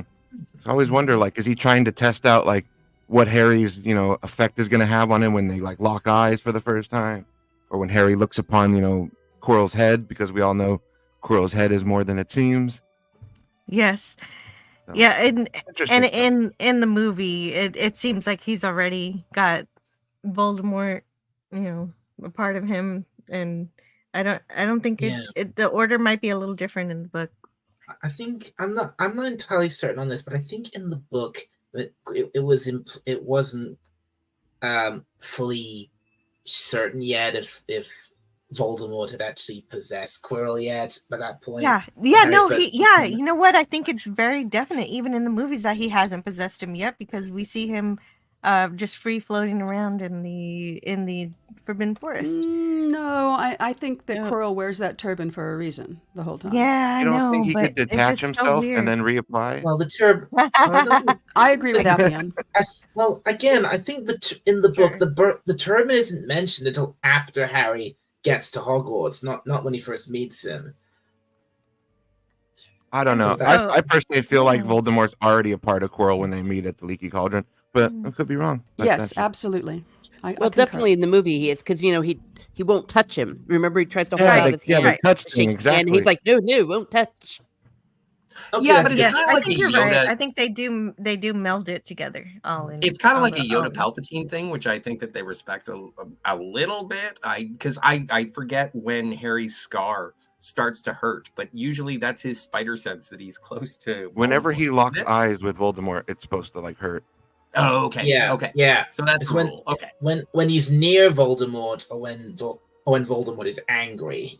And I love the misdirection that the movie does, because they'll always position Snape right next to Quirrell, so you think that he's reacting to Snape, and that's what the movie wants you to believe, but he's really Yeah. reacting to Quirrell's head, and I'm like, I like that. Fun yeah, that's when the storytelling. that's the first time Harry's scar hurts, because Yep. he's looking at Snape, but Quirrell's right next to Snape. So yeah.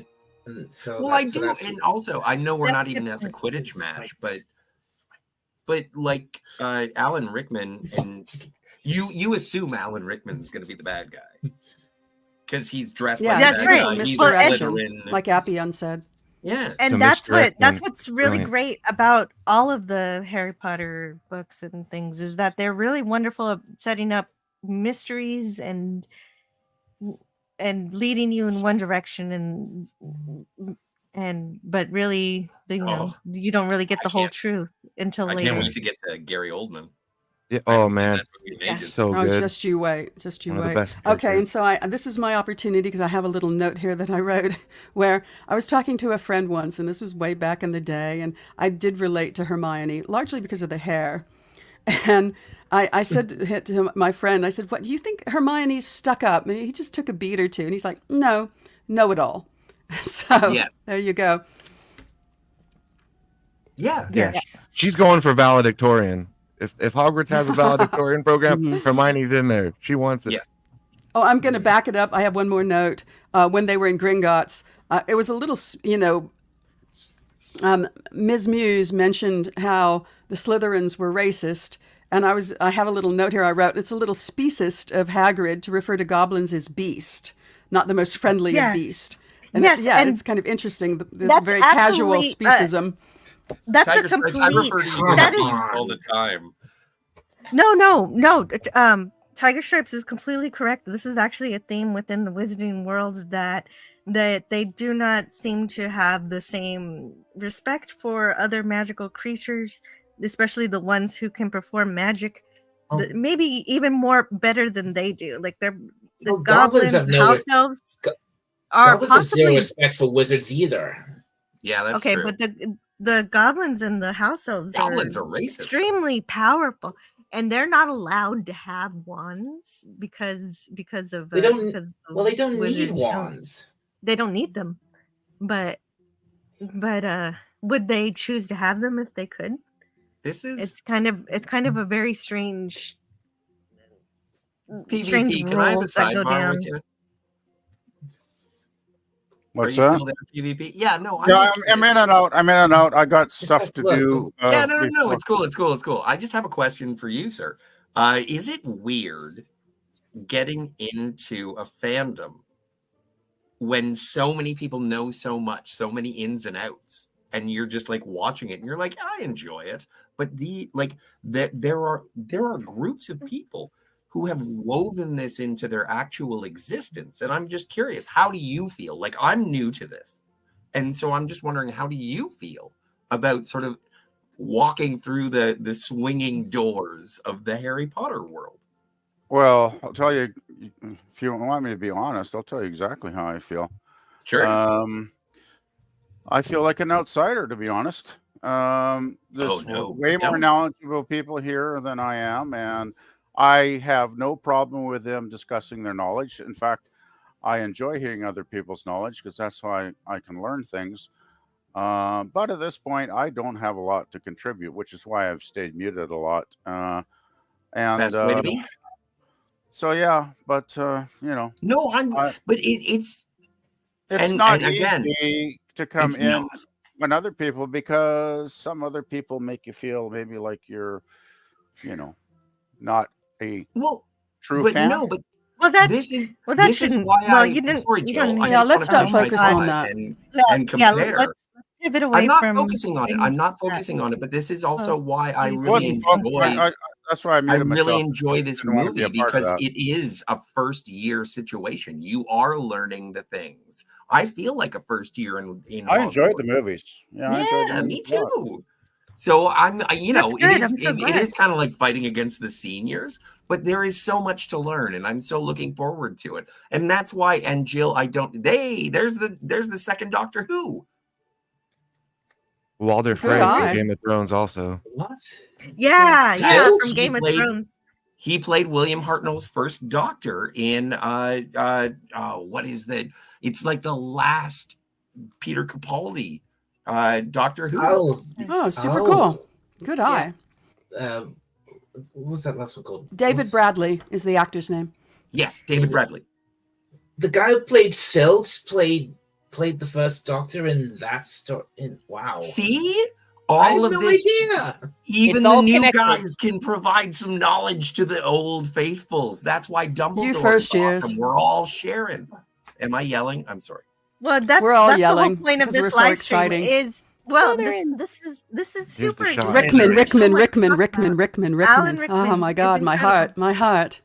Bill Clay. He's the perfect. One of the things that I kept noticing when I watched some of the behind the scenes is that some of these actors wanted to say no to their role, but then the kids and their family said, "You got to do it." Like Richard Harris didn't want to do it, but his granddaughter said, "If you don't, I won't speak to you ever again." I I feel like there was something similar with Alan Rickman, but I forget for sure. Well, and And Alan that's Rickman again when- holds the secret of Harry Potter, Mhm. and he never told anybody. Which is He did. amazing. He's Just one of the Oh, most amazing. that's right. important characters in the saga. That's right. Very good, Scotty. Yeah. That's true because he was almost not going to take the role, but that was one of the things that drew him in. Was that Rowling gave it away just to him, which And I makes And sense. love- John Cleese? Come on! Anytime John Cleese shows up, I'm a oh happy yeah, boy. of course, Yeah. John Cleese. He was nearly had the snake. How could I forget I that? prefer Sir Nicholas. I prefer Sir Nicholas, if you don't Yes. mind. I prefer Sir Nicholas, if you don't mind. Which is Yeah. what I just And I said. And I How know can I'm you going be really married? fast through these slides, but I have a lot, and we got another movie to get to. Yeah. Well, I was going to know. mention that as they walk Oh, past the reproduction of Pinky, the famous, girl in pink, she performs the perfect Regency curtsy. It's just Oh, perfect, nice. just up and Oh, down, the not to the lady. side, Oh. not elaborate, just a perfect Regency curtsy. Oh man, Yeah. You wanna- serious, he's happy. I Yes. love this because you're Oh, so showing that for the beautiful. first time he feels like he belongs. He has a family. He has a pet. He's able to be who he truly is and not be abused. I think that these days at Yeah. Hogwarts are the first time in his life that he can remember where someone's not yelling at him or hurting him or locking him away. I just really Yeah. get moved by that scene. yeah, no, Right, it's and when he how was- Uncle Owen and Aunt Beru treat Harry Potter. Well, it was so bad that he wasn't getting enough food, so he would have to sneak in the middle of the night when he was sure everybody was asleep and get to Yeah. and take food from refrigerator and everything. It was Beautiful even worse. Hogwarts. Beautiful Hogwarts. They don't have a pool, do they? There's a lake. That makes have a sense. lake. It's full of monsters, but there's a lake. Where's the Well, prefect's bathroom? It's basically a pool.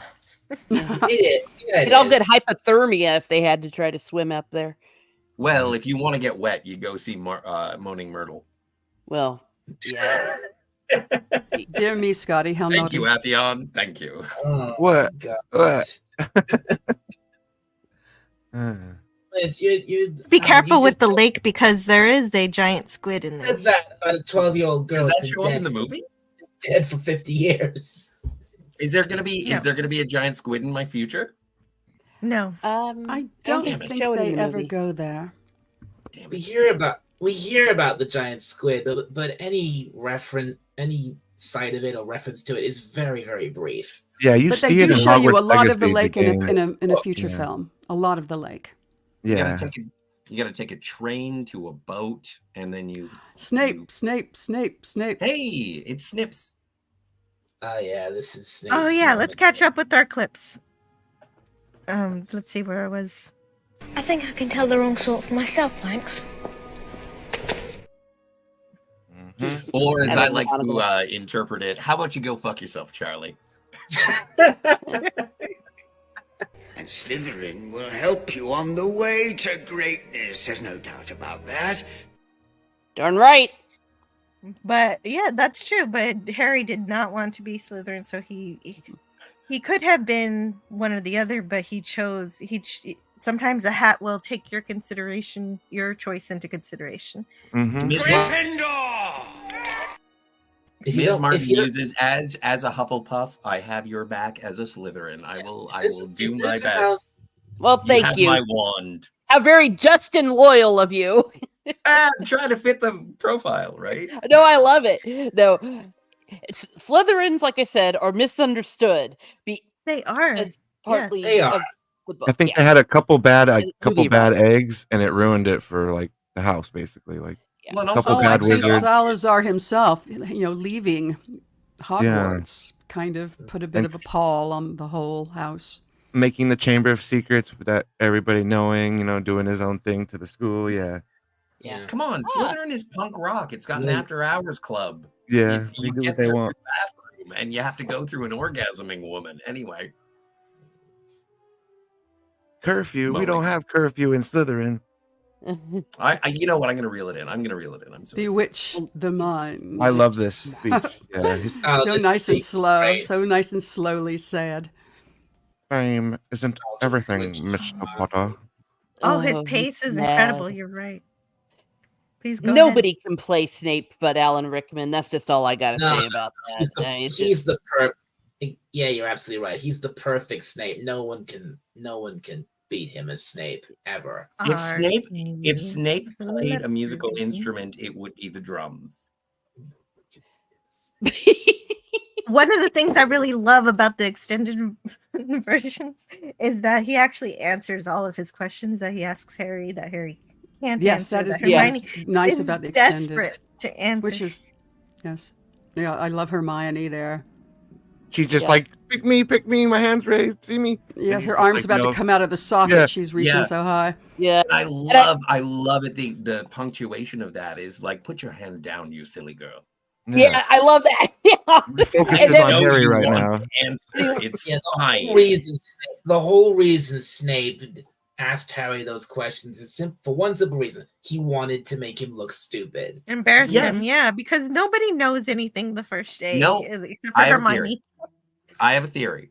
And Except this is for based, Hermione. and Miss Martin Muses, Yeah. maybe you have insight into this because of being a teacher, is that everyone knows Harry Potter and he is a celebrity. But one of the things that Snape had to do to make the rest of the students comfortable was say, Harry Potter may be here. Yes, everyone knows who he is, but he is not special and he is not different from you. So I am going to bring him down to your level. Is it bullying? Sure. But it's also, don't hold this guy in such high regard. You're all in the same boat. But he really did have a personal little axe to grind with poor Harry. Sure. He's really taking it out on James Potter when he does all of that. Yes, this is true. This is true. His hatred for James, yes. I want to talk about that a lot more next Friday because that's going to be something that about the film kind of glosses over a little bit. Is there going to be I something want to about fill it Snape? in. Our character development's going to occur? So much, Okay. darling. Like Half-Blood Prince does some of the best, but yeah. Zoe Wanamaker, Sam Wanamaker's daughter. Another actor was in Doctor Who. I know, right? So many. I love how natural Harry is when he gets on his broom. Like he takes to this so quickly. Yes. But here, that's my very favorite line in the whole movie. And I say it to myself, what an idiot. I say it to myself all the time. What an idiot. Yay! I knew you would clip it. I love Draco's line too, where he's like a bit out of your reach, Potter. I love when he says that too. It's One good. of the things that you noticed, Hermione cannot get that broom up. She's read all the books about it. She's not athletic. Right, but riding a broomstick is not about academics. Yeah, that's one major difference between Hermione and Harry. I mean, Hermione may know the theory of riding a broom, but Harry has the natural instincts of a true flyer because of his father. Yeah, athletics I don't know. are often quite genetic. I don't know if we have this clip, but it's like Captain Kirk driving the car for the first time, and it's like, as a starship commander, you were excellent, but as a taxi driver, you leave something to be desired. What an idiot. Yeah. But also, I would like to, Jill, now is the perfect time for me to get angry at you twice at the same time. Is because not only am I watching a wizard movie and liking it, but also I'm watching a sports movie and liking it. So you have offended both of the things that I hate, sports and magic. And well, you know why you might like Quidditch is because it kind of takes sports and it kind of makes it a little bit more frivolous. It treats some of the rules seriously, but then it says if you catch this tiny little ball, that's the only way you can end the game. Instant win. Yeah. I have often wondered, were there any Quidditch games that ever ended just from quaffle scores? But and no, this is you what can't. I'm thinking is you the could game doesn't you end. could do it. And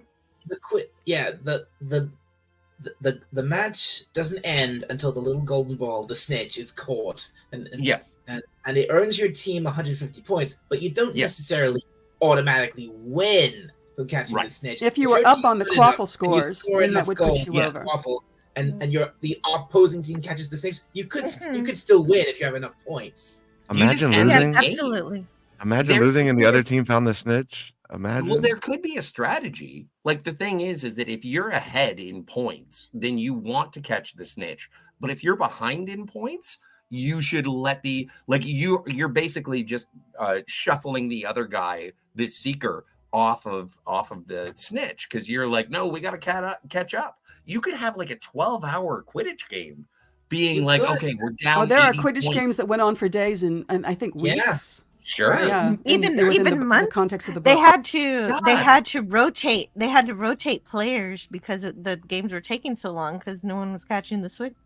You snitch. guys make me like magic and sports in the same day. Yeah, I well, hate you. Yay. Oh, and I'm cutting back look real at quick Lucky. to say that at the point where Harry lands his broom after he, fetches back the Remember All, and everybody and all the kids cheer, that's just about precisely 1 hour in, and it gives the audience an opportunity, all the kids in the audience, to cheer and kind of stir. So it's sort of a marker. It's interesting.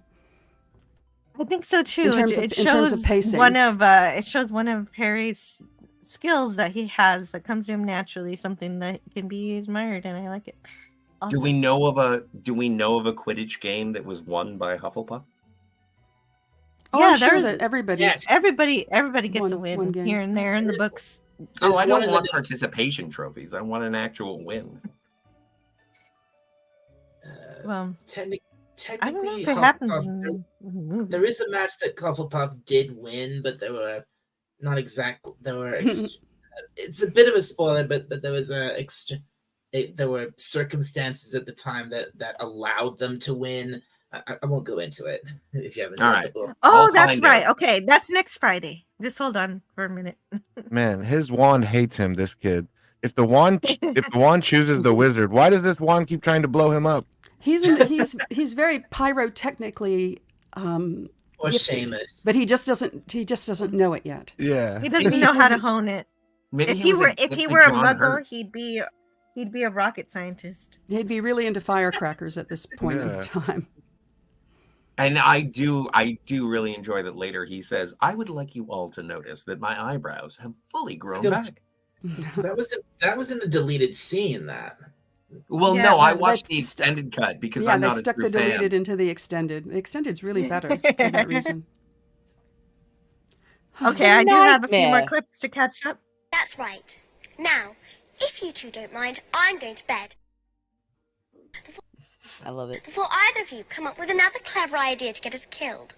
Or Oh, worse. or worse, expelled. She's really I gonna didn't get have the whole priorities thing. Thank right. you. She needs Good to line, get good her line. Stop. You're going to take someone's eye out. I love it. Gosh, those are great. Classic. Yeah. Uh, Her line Oh, delivery my is absolutely perfect. Yeah. The chemistry between the cast is amazing. Yeah. yeah, thank you for saying that too. A lot of people slam the kids because when you're comparing theatrically stage-trained actors to children, there's always going to be a dichotomy there. But I think the kids are just fine. I think they're Yeah. great. Yeah, I no, thought- I'm I- engaged. They're wonderful. I thought all the kids were great in the films. Actually, they all played their parts really well, and I enjoyed them. I thought they were excellent. So Yep. I don't get criticism like that just Good because to they're hear. young. Just because they're young, it's like that doesn't matter if they're good little actors, right? Oh, wait. Yeah. I have a clip. But they're mostly unpracticed actors. It's just the brilliant direction of Chris. Yes, Chris Columbus is good with kids. Yeah. Yes, And- and he did a great job. It definitely strikes me that this first movie, and maybe even the second one, that's where most of our memes from Harry Potter come from. The later movies don't really give us these. I have opinions about the later movies, and I think that that's part of it. Because when you think about quintessential Harry Potter movies, it's, Leviosa, what an idiot, and, clearly famous and I would- everything.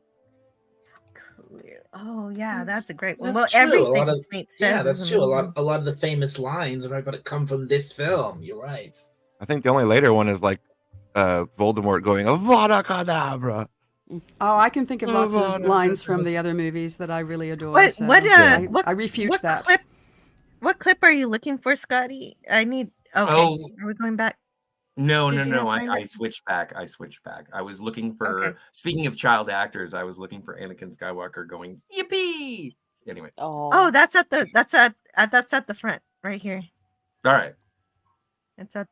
But must we? Oh, No, we must. Well, this We is Padre's did, and turn. I did appreciate it. Again, I'm sorry. When I watched this movie, I'm just wishing that The Phantom Menace was as good, if not better, than Harry Potter. I was angry at this movie for so long for being better than The Phantom Menace. I don't want to engage you in your Phantom Menace discussion. wish I'd found However, that. have you? You're saying it wrong. It's Leviosa, not Leviosa. However, there Yeah, is a Tiger. YouTube video about Yeah, the kid Tiger, who it didn't was get the the hair role. that you Have you identified seen with. that video? Which one? Yes, There it is a sounds- YouTube. It's quite a long video on the kid who didn't get the role, the second, yeah. the second choice. No, Yeah, I'm that kid would have been so second much choice better. for who? Anakin. Oh, for Anakin. Oh. Yeah. Yeah. Yeah. And that little boy was me. Anyway, I'll be back in a second. I'm gonna go have a. I'm gonna go. Now have that a you've Hufflepuff. derailed us, you must go smoke. I must go smoke. Another Shit. feast. She's a Symbolic. nightmare, honestly. No wonder she hasn't got any friends. One of my Okay. favorite credits How many in times the are you in gonna the keep She's a doing? nightmare, honestly. No wonder she hasn't got any friends. That was had an a Jill, accident. that's enough. one of my favorite credits in the end credits is there's a credit to Great Hall Feast chefs. So there were people who did that. Oh yeah, the food Yeah. was real. Apparently, the actors so would beautiful. the takes would be really long, and like the food would kind of get old sitting there, and they'd kind of not want to eat it because like sometimes the shooting would be too long. So, but the food was all real, like all there, real cooked. Yeah, It looked great. All That's a lot of made food to by make. Hundreds All those of house sweets. elves under the in the basement. We never get to see them. Spew. Yeah, that was Justice yeah, for the that elves. was sad. That was something left out of the movies entirely. The whole thing with the Hogwarts kitchens and the house elves at Hogwarts and Hermione's whole thing with SPEW. That was out of the movies entirely. Yeah, that's something that I would have loved to see, especially for the very end. Would have been super fun, but we'll talk about that later. it's cool. In Hogwarts Legacy, you can actually do this when you fight trolls. You can levitate their club and make them hit themselves with it. Nice. can, That's so yeah. cool that they do that. Nice little touch they put in there in the movies. Greek Letter says Radcliffe turned out to be an excellent actor. Can't say the same for Watson. No. I I disagree. haven't seen much of Watson, actually. I don't know. She was in Beauty and the Beast. She did a Yes. wonderful job. I've seen a I couple thought of she the was films great she's in been Beauty in. and the She was Beast, fine. I agree with you. I like her acting. I think she's good. Mhm. I don't. If they do the show, I want Hermione storylines with the house elves. Yeah, they are think going they to do a will. TV show. Yep, a season a Oh. year at Hogwarts. Yeah, they're casting in April for the kids. They've had an open Wow. casting call. Oh. It's, Yeah, and they're man, gonna get it horribly wrong from what I've heard. I hope Rowling really keeps a tight grip on this. We shall see. I hope so too. I hope I hope she is involved directly. Otherwise, Okay, so there's a more to kid come. in this Quidditch game, a Slytherin. Is it Benedict Cumberbatch? This is my question. He's the one with the long floppy hair in his face. I don't think Benedict Cumberbatch is in this movie. Nah. I'm just asking. Is he? I'm I've just never heard that. asking.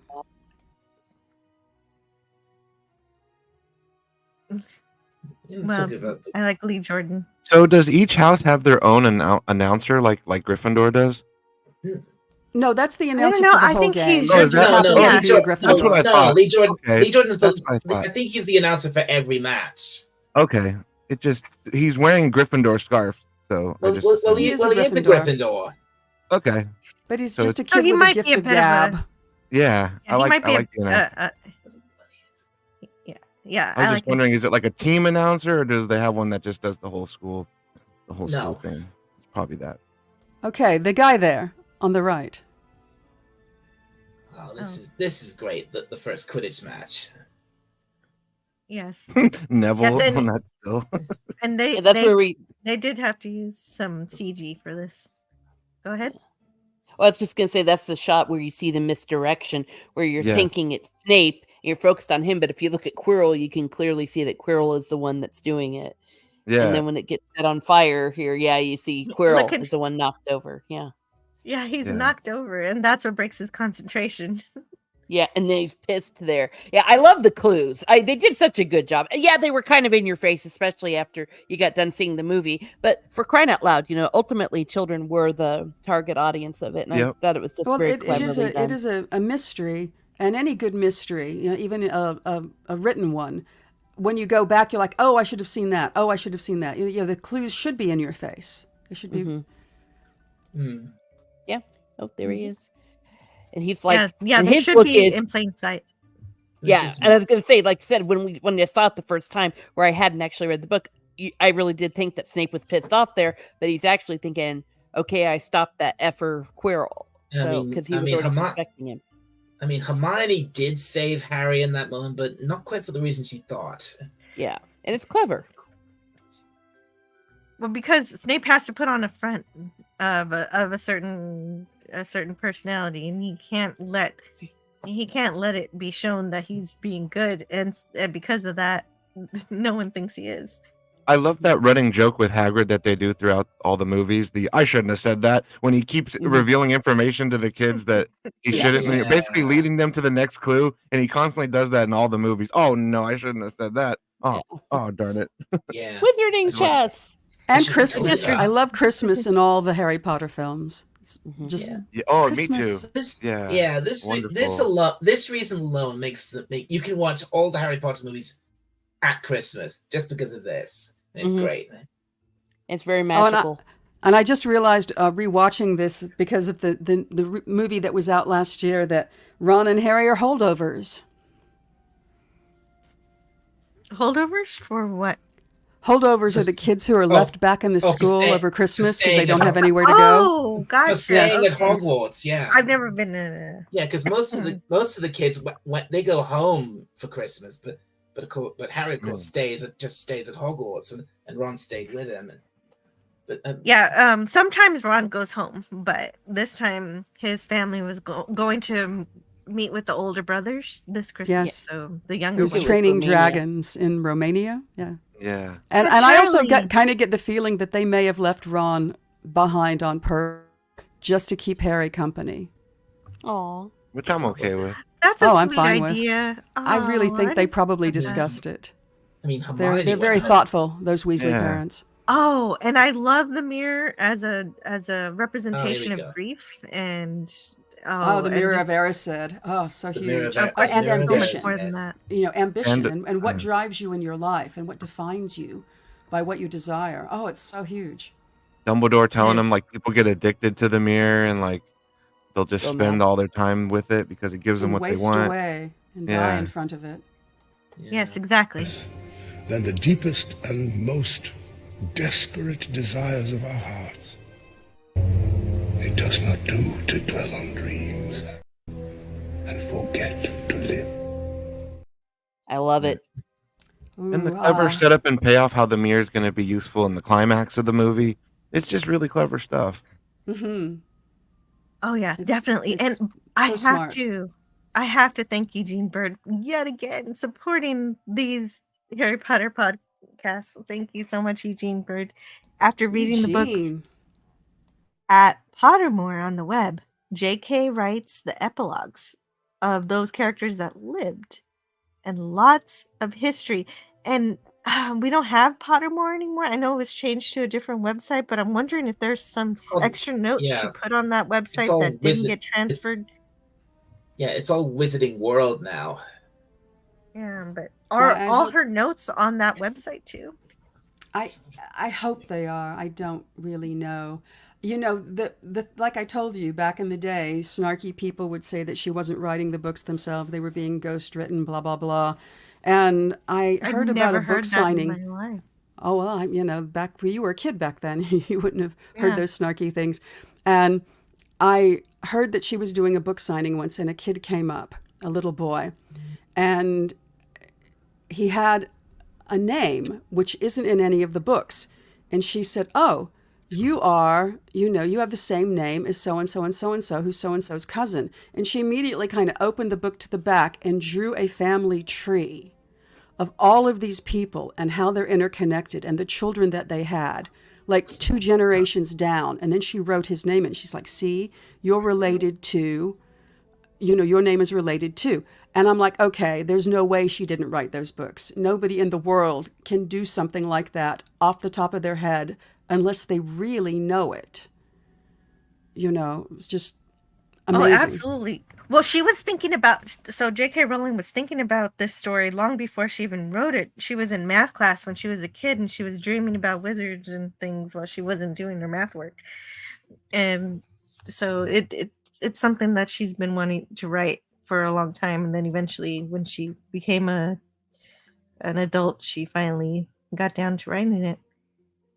And she was really poor too, and so she was a single mother with a baby daughter, so she would have to walk her daughter around until she fell asleep, and then she could go into a cafe and write. And so she wrote these books. There's no question in my mind. I didn't even know. Yeah, that was just a snarky rumor.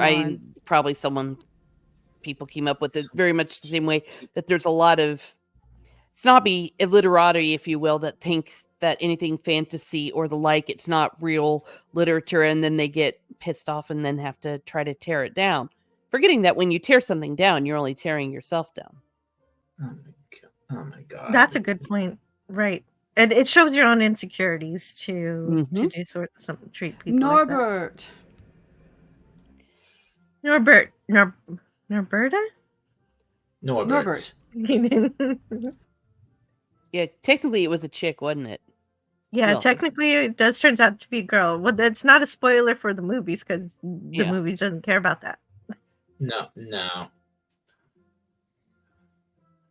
I love the way the kids are just kind of horrified, and he's like, "Isn't this awesome?" And this moment, I think that's the only one we ever hear about. Only dragon, yeah. Brother Charlie in all of the movies. The fourth one we see it reference to it. Oh, that's right. Then Charlie, because he has to do with the games Dragons, that we're gonna see in that. Yeah. Movie. Well, Charlie was in the book that when they brought the dragons in for the first task of the Triwizard Tournament, Charlie was there overseeing the transfer of the dragons to Hogwarts because he works with dragons.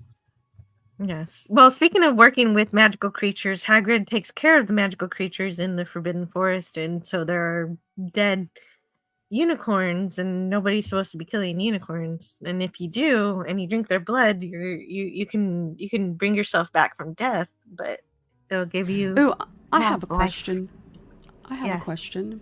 I didn't watch the extended version, so is this the scene when they enter the forest where they're singing the Hogwarts, school not song? Not this movie. There's another movie that does that. Okay, thank you. Yeah. You're welcome. That wasn't in this movie, no. No, not yet.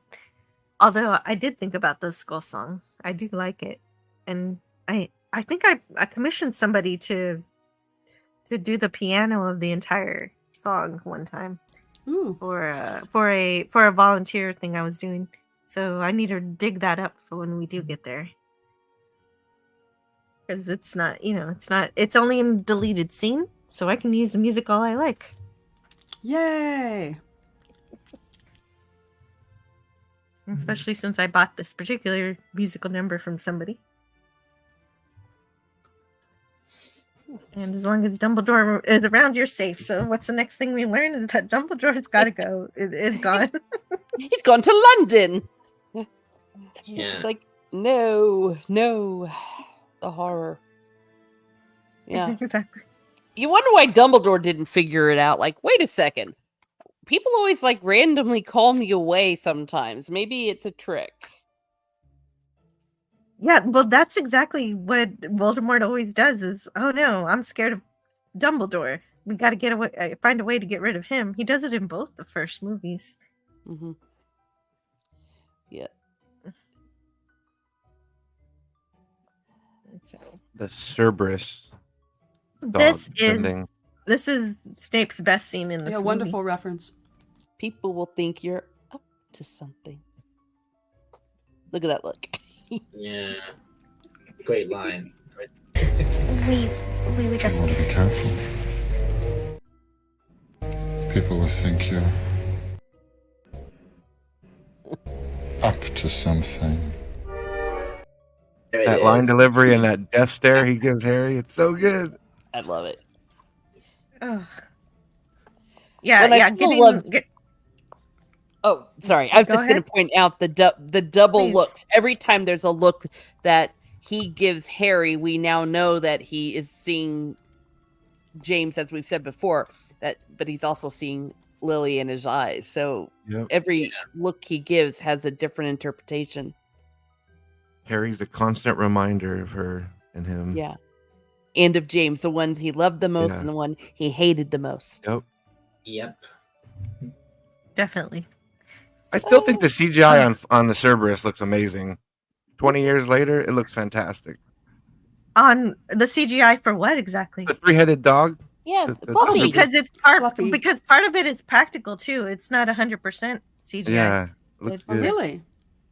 Yeah, this entire movie has a mix of practical and CGI effects put together, and so that's what It gives it worked that very- authentic feel. And it works very well. And then you get the setup and payoff for Harry learning how to catch the snitch. It actually comes in handy here, catching the key. Yep. Setup and Actually, he drives the key down, and I think is it Hermione who snatches it or Ron? payoff. I only Oh, noticed okay. that this You is I know know what? the Ron first wins the time. wizard chest. This is Ron's moment. It must be kind of. Hermione Harry who snatches takes it then. the key, he grabs it, and then he tosses it, throws it down, and then Hermione catches it and uses it to open the door. Teamwork. Okay, Appian, you're actually right that the Fluffy was mostly CG, And it's a bit of a thing. but It looked Fluffy's good, though. but his drool was real. And like the Ooh. paw, when they move the paw, I believe the paw is real. I think they went to Henson Studios for a lot of those big practical puppet effects. Yeah. Yes, also for the goblins, they also used Hanson for making all those masks for all of the little people. Ah, Yeah, Warwick Davis is like three people in this movie. He's like the head goblin. He's the teacher. He might be one more character, but Yes, yeah, he's Warwick- Flitwick. yeah, He's Warwick Flitwick. Davis. Flitwick goes through a real big fashion change from the second movie on He to the certainly next does. movies. Yeah. Flitwick in the later films looks completely different than he does in this one. But these chess pieces are real. They're plaster and all of that, and they really do. They really just blow them up too, which is really great. Yeah. I love this. This is a great scene. Not me, not Hermione, you. and it's Oh. a chess term too to sacrifice a piece. Yeah. I mean, Oh, I thought I this- got. Sorry. I thought I got that. I'm sorry. I thought I got that clip. Go ahead. Go ahead, Yeah, Dalek. yeah. Each of these challenges is there's great setup and payoff to this because because Harry's good at Quidditch. He's good at flying. He's good at spotting things and so that helps what he uses to get the key. Ron, as we saw in the film, and at Christmas, Ron is good at chess. So this right here is perfect for him. And the only sad thing. Not me, not Hermione, you. Yeah, but What's the only sad thing, Dalek?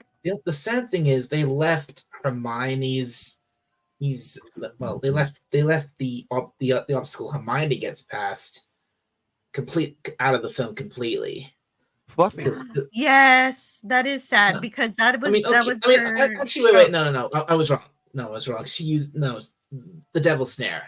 That was her thing. Sorry, but she Right, no, but but that you're was- right though. In the book though, she there- has an actual riddle to solve because she has to deal with these potions Yeah. that is a Yeah, little more yeah, these- complex.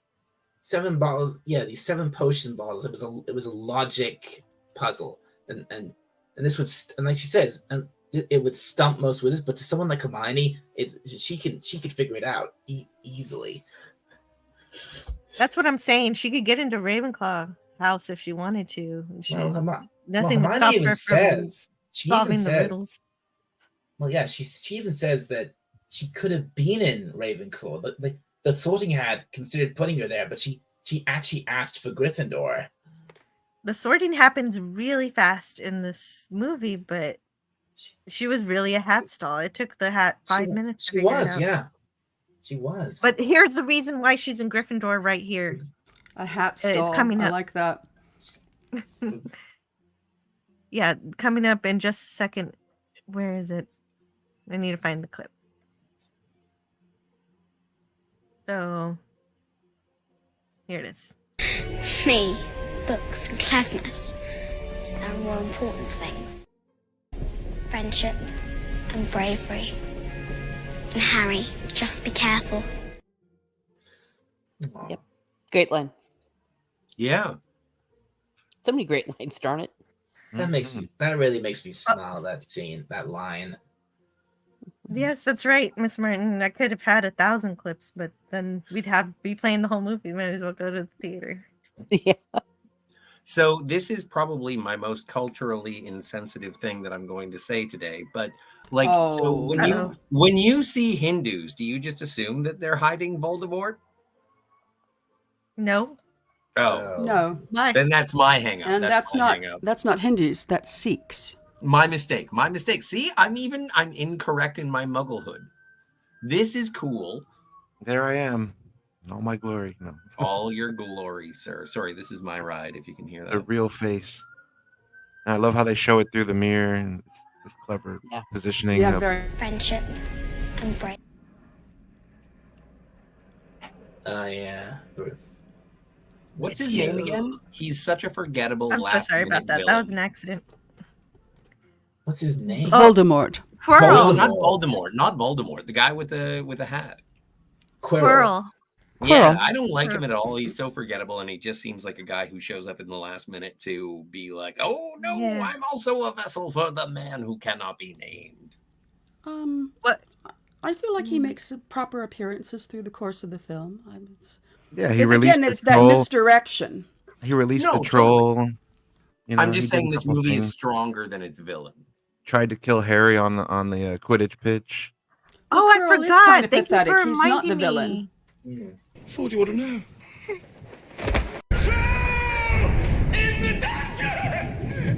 Thought you ought to know. You're the defense against the dark arts teacher. You go deal with the troll. That's your job. I also love the way that all defense against the dark arts teachers come to a terrible end in every. You're right. In every You're book. right. You're right. They do, and that's because the job is cursed. It is because Tom Riddle. Oh, spoilers. Oh, right. Spoilers for the next movie we're talking about. Spoilers for all of them. Mm-hmm. Why suffer an horrific death when you can join me and live? I'll never join you. No, that's impossible. One of my favorite things is that at the end of the first two movies that I've seen, there is a Chamber of Secrets. And so I'm looking forward to the next final fight that is going to take place in a chamber that is secretive. They switch it up a bit. Do they? You're doomed to disappointment. No, I'm not. No, but don't forget, I am anticipating this. And so what I'm saying in terms of my criticism is with love, because I'm enjoying these characters. I get that. Want Don't to be see... silly. Come on, I'm yanking your but I'm chain. looking I mean, my forward very to favorite film is the third one. Man, they So exaggerated that so much in the film. I think it looks cool. the The whole thing with touching Harry just touching Quirrell and he crumbles to pieces. That was so exaggerated. But it is an important point, though. It does hurt him. Go back to one. touch him. It's Go back. love. It We hurts don't have him. time. It But I want to hurts see the Voldemort. philosopher. Okay, so we've got the Philosopher's Stone. Does it make any sense to call it the Philosopher's Stone? Yes. Or does it make always. more sense to call it The the philosopher created it. The philosopher You know created why? it. Yes. Confucius Because- say. Because it's based on a real Plus, I item, think- and this Yes, is how it's J.K. a Rowling historical Plus, magical artifact. That's Plus, what if they you used call to it source, try to if you make just- back in the medieval days. yeah. It's a real thing, Scotty. It's Okay, not okay. just a I'll name. back Plus, off. if you, I'll It's back something Firstly, that's if you- got historicity in it. off. Historicity, not a It's word. not- Yes, historicity speaking is a of, word. You can bloody well look it up. Oh And- no, and I want to speaking play. of- I'm How never is it? playing you in Scrabble. nice Oh use no, of we're Thank you. nice use of a British curse.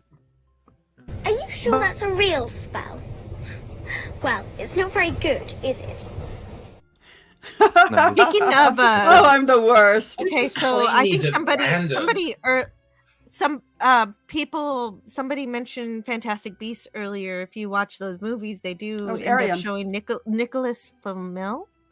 Nicholas And Flamel. so Yes. we do Yeah. actually get to see him and how he uses the Philosopher's Stone to keep living forever, and how decrepit he really looks. But he Mhm. just keeps on going Yeah. because of this thing. Is who plays that guy? I don't remember. Not an actor that I recall the name of. I'm sad to say, not anybody that I already knew, but he was good. Okay. Although the feeling that you get from him and the wonderful way that he moves is that he's incredibly fragile. He would not want to Yes. fall. Yes, that's right. He was very cool. Can we now? Oh, and we haven't had a chance to talk about the magnificent Richard Harris. Please do. Can we? Lives in your very skin. What is it? Yeah, not lying at all, ahead. telling him the truth. Harry doesn't Like even know. I just want to play MacArthur Park in its entirety. You can't. I'll I get a know. copyright strike. All This right, then whole we live won't do stream will that. be hidden forever. But yes, you did send me a video where Richard Harris is singing that song, which is interesting. That's good. It is. But also, I well- think that Richard Harris is a fantastic Irish actor. I've seen him in so many things. He is renowned as being almost royalty in Well, terms of acting. I can And tell you it something is about so Richard nice. Harris. Is that Please. if you really want to know Richard Harris, go on YouTube and do a search for stories that he tells about Peter O'Toole, because they Yes. were roommates for quite a long time. And the stories are hilarious and bawdy and nasty and just the best thing ever. Yes. Agreed. That is, yeah, please look up Richard Harris. As much as we love Hans Gruber, please look up Richard Harris. He is amazing. He is amazing. I wish he could have played Dumbledore for all of the movies. Unfortunately, we only get him for these two for today. That's So it? today's our because he Yeah. because he passed away right after they did the second one. Oh my. yeah. That's disappointing That's 'cause for me. Yeah. So next week I'm gonna have to deal with a new Dumbledore. You'll be Yeah, surprised Michael how smooth Gambon. of a transition it is. It's amazing. Okay, I take your word. I take your word. Yeah. As a fan, I Yes. take your word.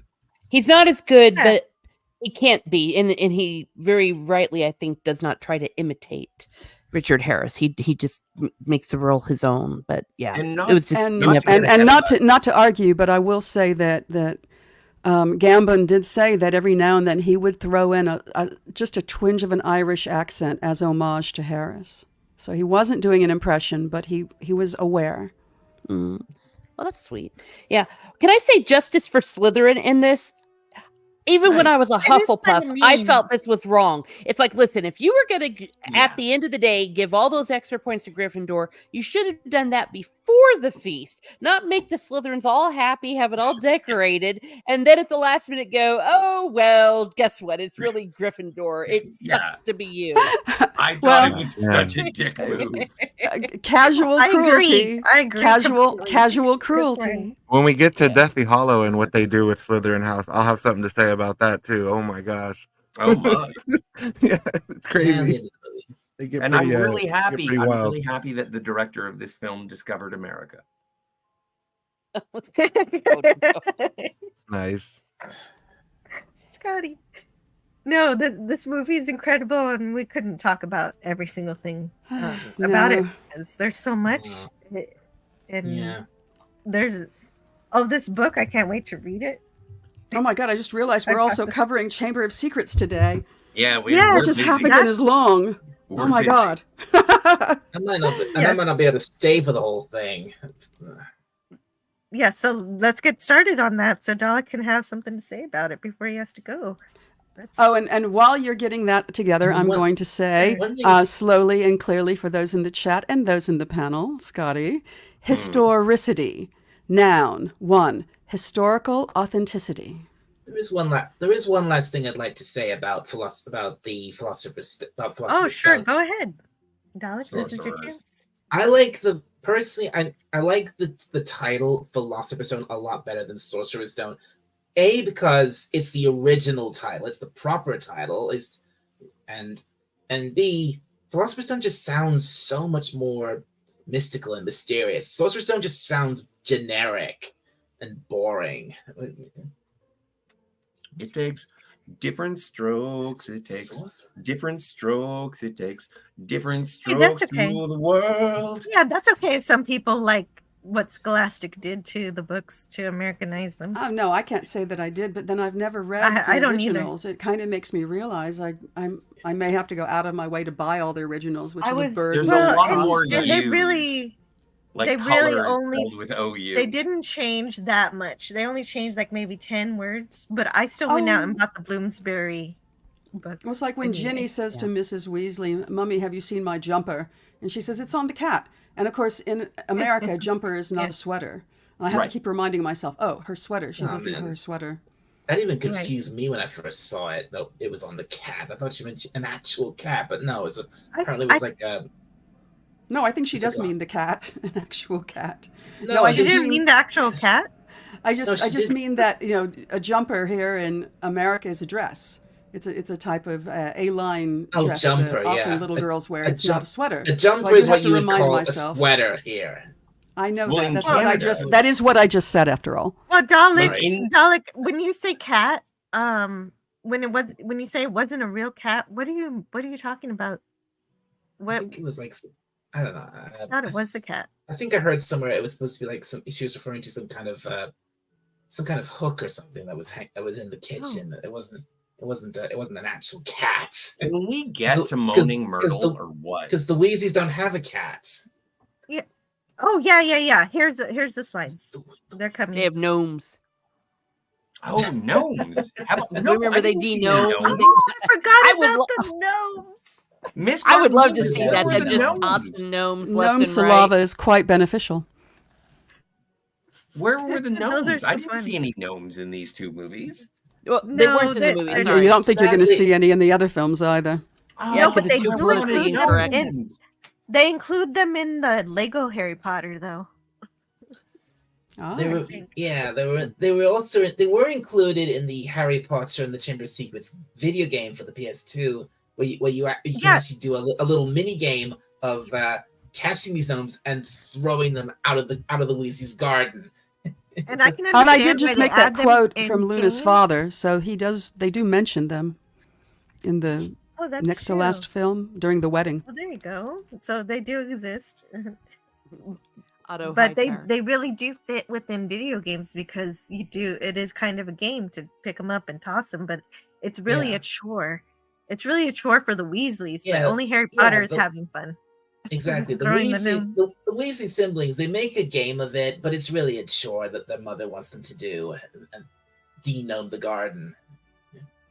Well, I'm going to say here very briefly that of everything that J.K. Rowling got right, the one thing that she got wrong was it turns out that snowy owls are one of the very few diurnal owls, so they are awake during the day. But that was it, and Very somebody good. corrected her, and then she changed it for the rest of the books. But Oh, that's really great that she takes direction when there's a fact that she got wrong. I appreciate that. And here's Dobby. Dobby, the elf you love to hate. Dobby. Dobby loves Harry Potter.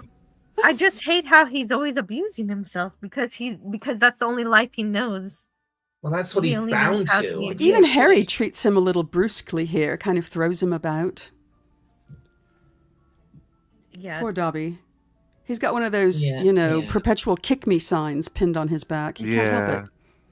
Poor fella. Well, he's not used to someone, saying, "Go ahead Yeah, and sit Well, down. Let's talk." because he's well, like the exactly, Malfoy is the house elf right that's now, what right? Yeah, so he's Yeah, but being we don't mistreated find that out on the until the daily. end. because that's what Dobby. Yeah, because that's what Dobby is. He's a servant of the Malfoy family. He's well, there's other word for it. He's a slave. He doesn't. He's Yeah. and the Malfoys see him and treat him like as nothing as dirt beneath their feet. Unfortunately, He's like Yoda without confidence. I really love that particular line. You've ruined the punchline of my Japanese golfer joke, and you just know it's horribly racist. You just know it is. too. It totally is. I think it is in the book, and it is completely that's what, racist. that's what the Dursleys are like. Unfortunately. I love the opening of this film where the clouds open and then the camera drops down to that massive suburban sprawl. Mm-hmm. Yeah. Sure. Oh, we have a chat. There are people in it. Tiger Stripes is the best, says Keith E. Yes, I do love Goodness, Tiger contrary Stripes. to, Thank you so much for to being many here others. today. Yes, thank you, Keith. Ron isn't dumb, just emotionally dumb and has no self-confidence, evidenced by the trick Harry plays on him in book 4. Well, no, but this is the thing that I'm That's waiting right. for. I'm waiting for Ron and Hermione to hook up. Oh, you won't Well, see that'll that be a for while. You won't Well- see that for a while. I know. Did but you I did you like- come to that? Did you come to that yourself, Scotty, or No, I did you knew. read I knew. ahead? Okay, No, I you read did your ahead. research. I knew that was going to be a thing because Okay. I thought that it was going to be Harry and Hermione, and I really enjoy in the second movie and the first movie in the way that they met, in the way that they developed their relationship, that they do become romantically involved. I was like, that is actually rather adorable. Again, I'm looking at this as a coming of age. It's surprising how well it works and how it seemed to have been established right from the beginning. Again, Rowling. Yeah. Although I did read a quote from her after everything was all done where she said she often sort of despised herself for not making it Harry and Hermione. She said it should have been Harry and Hermione. But it looks like But she she planned did for it to be telegraph Ron all it. along. So But Yes, it's one that's of true. those- But she did telegraph that even at the end of the first book. That's at the end of this movie where Harry, Hermione and Ron it's always don't kind hug of each like other. that. Yeah. because they're kind of awkward about it. Yes. But that's also something that's making me, because I know and I've read ahead and I know somewhat. Like I didn't know Cyril. I don't even know who Cyril is. And so when we you get will to know. the end, I will. I'll find out. He's probably going to be played by Edward from the Hunger Games. And I know I got that wrong. You mean Cedric, right? Whatever. Cedric. Cedric Diggory. Yeah, Cedric Diggory. Ah, Diggory. But no, but the thing is that I Twilight. do appreciate that the awkward beginnings of love, like that is something that I really like about this. Jenny's crush on Harry begins here. Yeah. Oh my God, Scotty said Yeah. love. Go buy a lottery ticket, everyone. There you go. I didn't swear. I'll be in my bedroom. Guys, I missed a few clips from my first I don't movie. I even- gotta play them.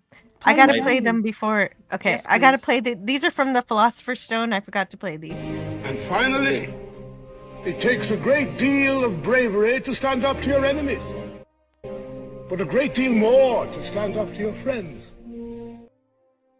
That is, of course, the beginnings of Neville's story. arc. Neville. Neville. Neville Longbottom. Yeah. Darling Neville. And Nice this bit of- is something. Go ahead. Yeah, it was a nice little triumph for Neville there on his long, Yeah. on his Oh, start of his- yes. Definitely. You put them agreed. over. And this is something Miss Martin Muses was saying about Harry and I'm not going home. Not really. Yeah.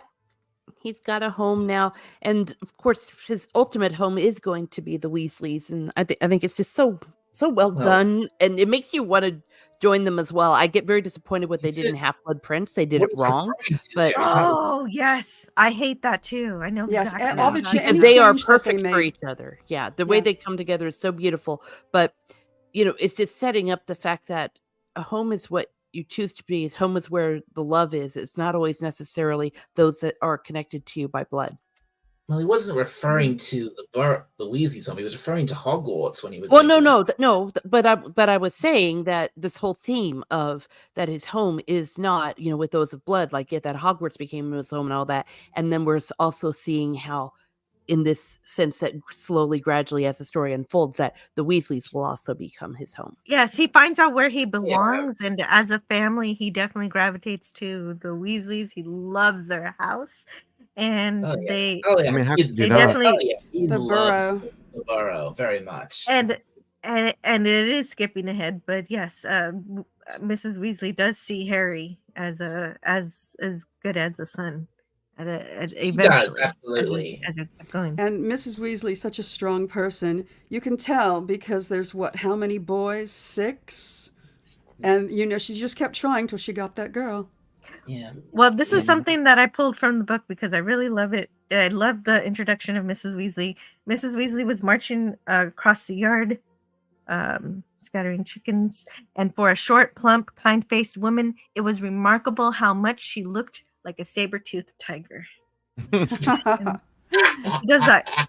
She does that classic thing where she's nice to Harry, and then she says, "Bed's empty. No note.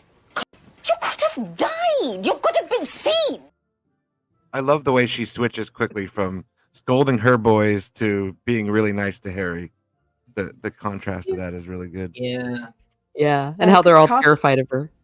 Yeah. Costume-wise, too, the way that everything she wears, there's always some knitting on it. Is this the movie where she sends Ron the Howler too? Where he Yes. Yeah, okay, this is the Howler, yeah.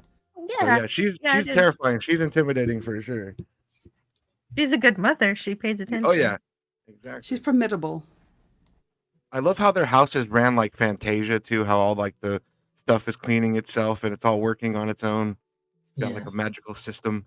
Almost all of those are practical effects as Yeah. well, which is amazing. Showing it's just Movie showing magic. the like normal everyday use of magic by a whole wizard family here. It's great. It is. This Good is my observation. favorite. This is my favorite building in the entire all of Harry Potter. Is this house? The Burrow. Wow. Because it started off small, and then of course Arthur built on it and built on it and built on it, and Probably like And it with just each kept child. going up and up, too. Yeah, with Oh, good each call. new child, the house got a new level. Yeah. Yes, got taller. I love that line. Yeah. What is the function of a rubber duck in the bath? What does it do? Yeah. Tell me, what exactly is the function of a rubber duck? I mean, he wants to know. He's very serious about it. I wonder if Probably writing an Arthur- article about it. I wonder if Arthur Weasley could be considered the wizarding version of a nerd or an avid. Yes, absolutely. Yes, because he has an unusual hobby. He does. Yeah, he loves muggles, and he loves muggles. He He uses loves his Sorry. position. He uses his position in the Ministry as a way to gather Muggle items, and then he transforms them using magic. And he has a shed out back where he has all sorts of experiments and things that we'll see in a later movie. Mm-hmm. Yeah. And none of his family understand it at all. His hobby at all. No. None of this No, is in the Mrs. regular Weasley version, put and up it's with also important. It is. I think that they should have included this. Hey, Mad G is here. Hello, Mad G. We're looking at Harry Potter. We're finally on the second movie. Let's see if we can make it. If we can make it to the end. We won't be quite so rushed. I hope you guys can all make it next Friday because we won't be so rushed with the third movie. Are we just doing that one on its own? Yes, that one will have its whole own live stream. Hooray! It's my favorite. That's good. Yeah. A lot to talk about with the third one, with the time turner and everything. Oh yeah. Oh yes, great time travel and all of that. Mm-hmm. Oh yeah. Oculus Reparo. Nocturne Alley was so creepy, and thank goodness Hagrid was there. I love him. I love his character. Lockhart. Yes. And all the ladies are all fawning and sighing, and they're all like, "What's going on?" The biggest fraud in the wizarding world. Yeah. Well, and the There he lady who did the clothes for this was she had to do bright, garish designs for him, and she was like, "This doesn't fit with everything else," but she figured it out. They also sort of threw in, toward the end of this film that Gilderoy Lockhart wears a wig, which is pretty hilarious. They kind of just, toss it in there, but Even his hair is fake. I love that. Yes. Like, he's all phony. That man is all phony, and I love it. He's such an interesting character. He's so funny, and he gets his and Lucius comeuppance. Malfoy, what a delicious character. Oh yeah, Wonderful. poking Wonderful people with this walking stick. Like He's such a. He's and Lucius over Malfoy, he is Supercilious, such snide, absolute slippery, slimy snake. Is really Lucius. into who's a pure blood. Well, and speaking of how this movie forecasts things when you don't realize it's happening the first time you watch it, he's already planting the seeds for the entire story in this moment. But I didn't know the first Yeah, time. like Ms. Martin Muses said before, it's right there in front of you. They show it to you, but it's so smoothly done you don't really quite notice it. Yeah, he's the one who starts the whole thing because he plants Tom Riddle's diary on poor unsuspecting Ginny. Yep, that's when it happened. He And put it not in her bag. realizing how careless he was with something very precious to Voldemort. Yeah. Good call. Oh, and it does come back Yeah. to bite him later, for sure. Oh, it does majorly. I understand this is a Ford Anglia, for whatever It that's is, worth. yeah. Yes, it makes Correct. me think of the use of the word Ford Prefect, which was from Hitchhiker's Guide to the Galaxy. It makes me wonder if she was kind of doing an homage there as well. It's possible, but also it was the car that she drove around when she was a teenager with her friend Sean. Oh, They would- wow, cool. Yeah. That's I Yeah, had no that idea. That's shot cool. looks so fake. Well, it's there's early no way it- CGI stuff, so It was. I think that was I thought more like a puppet than CGI. possibly. And I think it was one of those there- 1-2 punch. It was a combo. But I think it was Yes. mostly a practical Speaking effect. Speaking of combo, this Whomping Willow is definitely a combination of practical Here we go. and The digital. Whomping Willow. Ah. The Whomping Willow has been pollarded. I don't know if I'm saying that right. They cut back all of the branches to just those big stumps. It's something they do with willows, a gardener what does. And then they, in the spring, they branch out with those thin twigs again, and then they cut them back again in the fall. So you do get these big stumps that could really beat the hell out of you. So that was And the that. car does not appreciate it, by the way. The car has feelings. Oh, yeah, that car. The car does not appreciate the beating it Car, gets. Get out, I'm leaving. Yeah, that's a pretty strong charm for Arthur to have made a car that could animate like that and express itself. I love the part when it throws them out. It throws them out of the car, and then it throws Yes. take your owl with you, and it Yes. throws the owl and too. the luggage. Yeah, I love that. You kind of wonder, it doesn't seem to have those kind of feelings before. Maybe it got them when it entered Hogwarts grounds. I don't know. It's It went back and told the mom too what they did, because remember that's how the Howler. You took the car. Well, I would have thought it would have went home, but it drives back into the Forbidden Forest. it went feral. That's right, huh? It does go feral for a while. Yeah. Well, and it ended up on the front page of a newspaper as well. When they were by that's the right. Right, and that's what gets if Ron and Harry were in Slytherin, Snape would have sent him home. But luckily, McGonagall gives him a chance. She just gives them a detention, and so Ron has to polish some things, and Harry has to sign Lockhart's letter with fan mail. It's like, remember, I love that. I like that when remember it's like Harry What is says, it, like, PvP? So we're not expelled, and then McGonagall says, "Not today, Mr. Potter." Mhm. Oh, they combined baby screams and female screams to make these mandrake sounds. Mandrake root. And again, that casual brutality, because they're going to chop them up and stew them. Yeah, no, Even though they're clearly weird. anthropomorphic. They are. They even go through an entire life cycle of they go through because they have to get through adolescence until they can be chopped up. Wizards and witches are Oh. higher on the food chain. Yes. Oh, PvP wanted to say something, but did he go? Okay, I think he left. He Okay, had bye an PvP. appointment, I believe. He had an appointment, but I thought maybe he.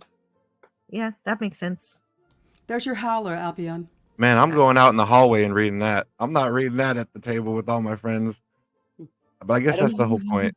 Yeah, he didn't have a choice. It blew Yeah, up that's the before whole he could point. do it. Yeah, you have to just Humiliation. sit there and take it in front of everybody. Yeah, your whole house. So funny. Well, yeah, he had to take it because I think Neville says I avoided one from my gran once. It was horrible. What happened? I wonder what happens if you try to ignore a howler. I know. I do want to see It what happens. What does it explodes. do? If you ignore a howler, it explodes. Oh, there you go. Now, the Defense Against the Dark Arts classroom, it's always the same room, right? Yeah, yeah, basically, yeah. Yes, that's correct. It's the same room. That it just gets decorated based on who Yeah, it it's- is, and in it's this case, it's a interesting, yeah. narcissist. Yeah, I think they clear the floor when they do like the duels later. Raging narcissist. Yeah, and a stolen valor. Dumbledore it's just knew he was taking the memories. He's taking the achievements of other wizards and showing them off as a. But of course, nobody knows that at this particular point in the film. But you can kind of get the idea that he doesn't know what he's doing.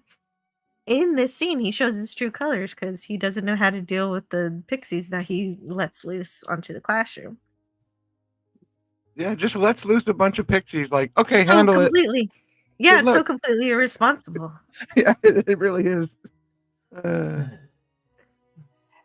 And of course, Hermione's the only one who really knows how to rein them in. So, and then poor Neville. More than the Yeah, teacher. too bad. Yeah, too bad everybody else weren't there to see what she did. They could have learned a new spell from Hermione. At least they would have learned something,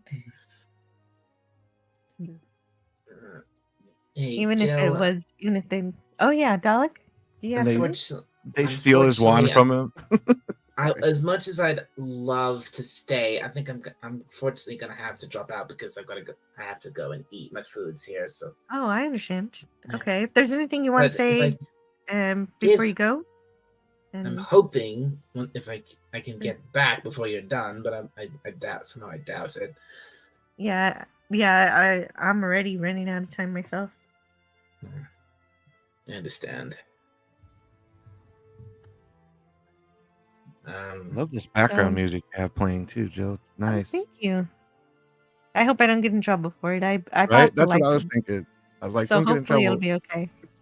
It's not Warner Brothers music, so I might be okay. So thank you, Dalek, for joining us. Is there anything you want to add before you go? Because I think I will be finished by the time you get back. I mean, what time are you planning to finish? Around 8 or so? Yeah. Well, 8 my time. I mean, 40 minutes. I got 40 minutes. Yeah, I probably won't be back in time. Yeah, exactly. Yeah. So let us know. And there's All right. there's Malfoy showing using that word that is a very, very bad word to use. You should not be calling Muggleborns mudbloods. Mudblood. Yeah. I love how his rich daddy bought the whole team new brooms, got him on the team, totally privileged. The slug barfing scene. Oh my god. Apparently, he really ate the slug too. Like that was real. Grint does such a beautiful job of He this did. too. He really looks sick. He really did. does. He looks. It really turns my stomach. He looks sick, and it looks disgusting. But if you ask Rupert Grint, it tasted delicious. Yeah. Did he say it was his favorite scene to film? I think he said. And it's like that one of all the scenes. All right. You're a weird one, Mr. Grint. Mm-hmm. Exactly. But one of my favorite scenes in all of Harry Potter is when Harry and Draco finally have like a secret duel while they're playing Quidditch. I thought that was so great. Oh. This bit here, this kind of annoys me a little bit because they stole this bit from Ron because Hermione is fully aware and knows what mudblood means when really she shouldn't, because I don't think in the book I don't think she did, and it was Ron who explained it, but here Hermione explains it and she knows full well what it means. Well, and Dalek, this is just the start of Ron getting the shaft in the movie. Exactly, it's the start of that. It's the beginning. It's just it goes on and on and gets worse and worse as the films go on. I can't wait to talk about all of it. You need some liquid luck, I guess. I really love Hagrid's hut. I do too. So many great locations. Hagrid's hut is definitely one of the top ones. And it just feels so real. Oh, and I got a few clips that I didn't play earlier. Diagonally. The way they use Hagrid's hut in The Prisoner of Azkaban is like the best for sure. The way it's, interplayed into the whole story without spoiling that. But yeah. And then they get the new landscaping. Mm-hmm. Fear of a name only increases fear of the thing itself. But I don't mind Hermione knowing what mudblood means, because like she's reading all the books, she's studying. She would find a book that describes mudbloods, and she would learn that way. I could see that easily. Mm-hmm. It's possible. Yeah, it's she's definitely been through the possible. whole library just in her Yeah. first And year, even you that, can tell. even that quote that we just heard, that was a Dumbledore quote that Hermione got to use.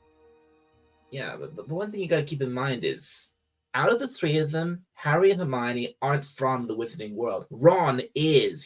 He's grown up with that his whole life. So Yes, he's supposed to be. He's supposed to be the one that tells everybody how the Wizarding World is, because they were both raised by Muggles. So That's why Ron knows all the fairy tales, the wizarding fairy tales. right, yeah, because he was told them as a child by his mother. I didn't get rid of the band and banshee by smiling at them.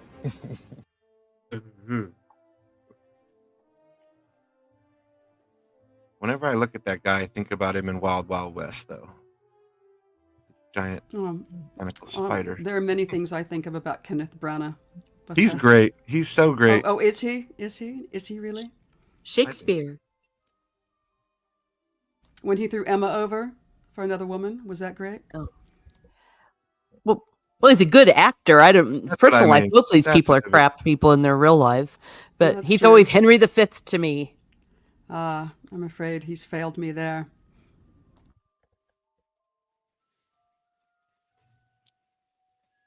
Well, he does pretty well here, and he plays Harry has surprisingly well. Yeah. Oh, there was something we missed where Filch drops his quick spell course letter, and it's only in the extended edition, which I think is something that's interesting, that they're going to include things about squibs, but not exactly explain what it is. So I guess that's why it got cut. I can understand why it got cut because of that. Because, of course, squibs are the opposite of Muggle-born students who are witches born from a Muggle family, but squibs are born from magical families, but they don't have any magic powers. That's heartbreaking. But, yeah, but they're still a little bit different from Muggles because they can still see, they can still perceive wizarding things. Yeah. I know they went out of their way to name Mrs. Norris because they didn't name her in the first film, and people were upset about that. They just called her Filch's cat. Yep. When she has a proper name. That's true. Yeah, you're right. In the first one, they didn't call her Mrs. Norris. Oh, for some reason that never bothered me. Apparently, it bothered quite a few people who I guess are really into I cats. never noticed that. I never really thought about that till now. Thanks, Tiger Stripes. For the longest time, I thought the cat was going to be like McGonagall, where it was like a person, but then we find out it's just a cat. But I thought It's just a cat. I thought That's a the really cat I was thought gonna so turn out too. That's a good to be a surmisal. person. But it didn't. Yeah, I thought so too because of the misses. Like, oh, she's Yeah, I married. was like, oh, are we going to see her And then- transform? But no, it never happened. No, she's just a really mean cat. I mean, she takes after her owner, I guess. She and Filch have Yeah. a very special bond. I'm not Yeah. going to say anything more. And Scotty's not here to get really ugly, so Well, they have a bond, definitely. Well, and she's a really loyal cat, but she doesn't behave anything more like just a normal cat. So there's no True. evidence that she's anything more than that. Yeah. Just Well, know you don't want to bump into her if you're out of class or out of bed at night. Yeah, she's a Right. snitch cat. She's a snitch, exactly. She catches sight of you, Filch will be on you in an instant. So when Ron turns his rat into a cup, how much do you think Peter was panicking right there for us that know what that is? Because he's like, oh no, I've been transformed again into a cup. This is bad. Very, very. oh, good But- call. Oh, Because that's Peter. Yeah, Yes, it is. that's right. That's For another some thing I reason, love. Is for all some these reason, early, yeah. Do you watch Of them? course, Do you when- try to watch the Peter like see what the rat does in the earlier movies before the reveal in like the third book? You know, try to see what Peter's up to. That's really interesting. I don't, but one easily could. Because he's Well, he's there the whole retrospectively, it's time, kind right? of weird. Yeah. Like he's just there. Like how many times is Ron like just getting dressed or something, and he just has a rat there, not realizing that this is an old man. Exactly. Creepy old man. Yeah. Well, Spoilers. not that for old. next He's the week. same age as the others, and you don't think of them as old men. Oh, that's true. That's true. But Yeah, I guess it's just his appearance true. that It's makes just- me think that. Yeah. Yeah, He true. looks like an He is actual rat. He's roughly the same age as Lupin and Sirius, but And James. James. I but- like this. I like this that they are getting this book from the restricted section, but in the book we have Lockhart giving them permission to get it, and finally Hermione's doesn't really think as much of him as she did before.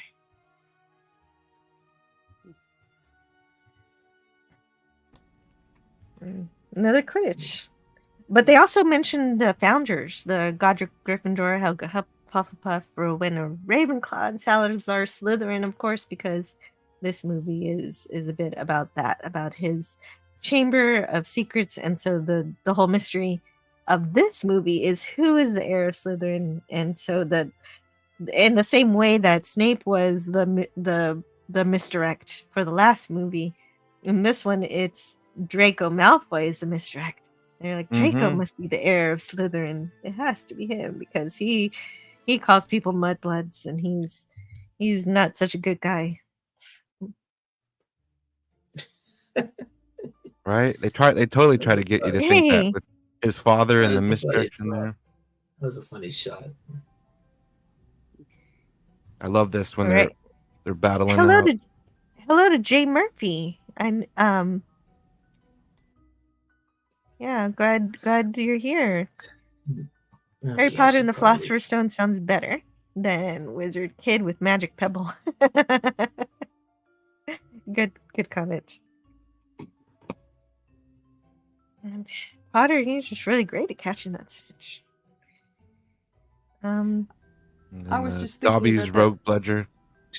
Briefly last night that the branding where you stick Harry Potter on the top of what's probably actually the title of the book. I often wonder how J.K. Rowling felt about that. I mean, they're hugely successful, and putting Harry Potter on the front makes them recognizable to every kid in the world.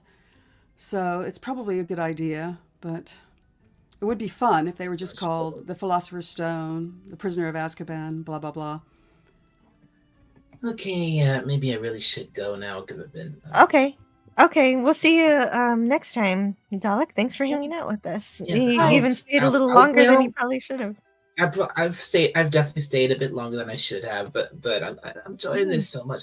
I really don't want to go, but my food is getting cold downstairs. I have to go and eat. So yeah, I'll see you next week for Hey, Prisoner of Azkaban.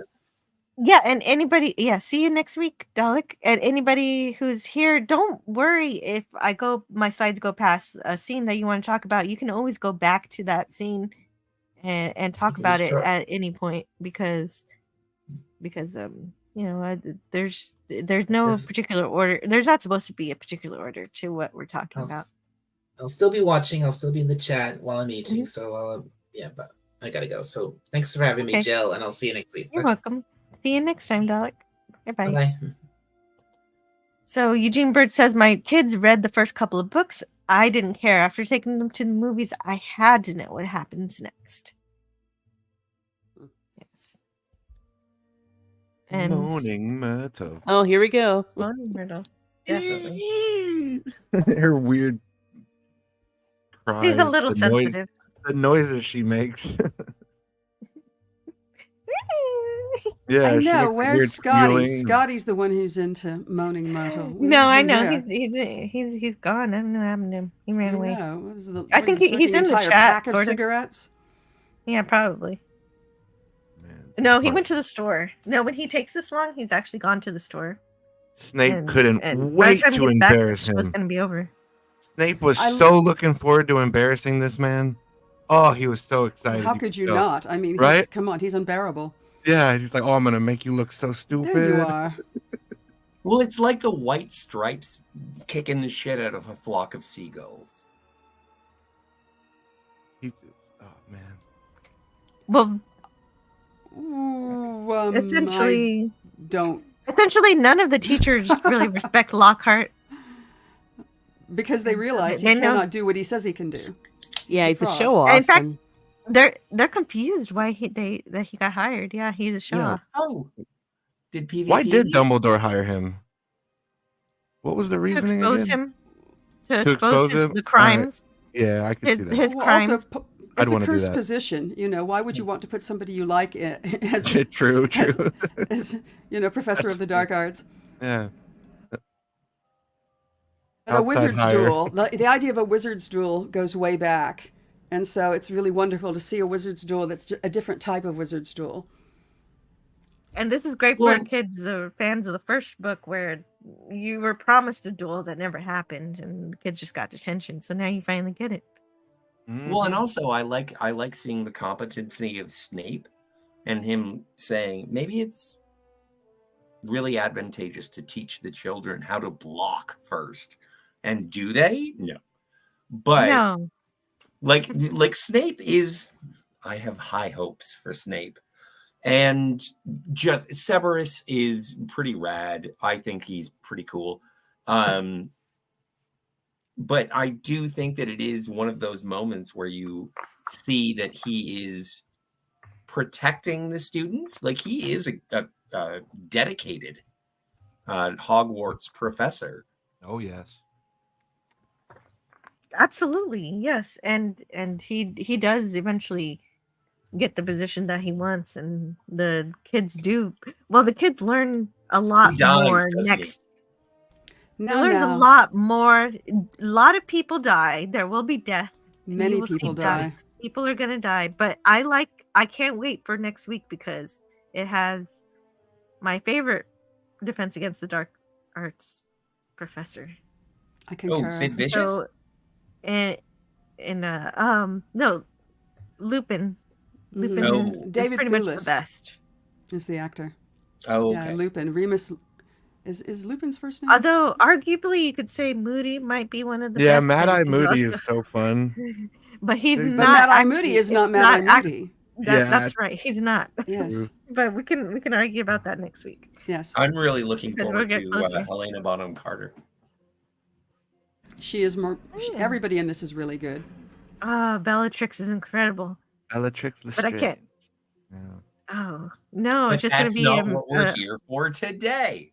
no. Here we're here for Harry hearing the snake, the basilisk, talk to him about what he wants to kill.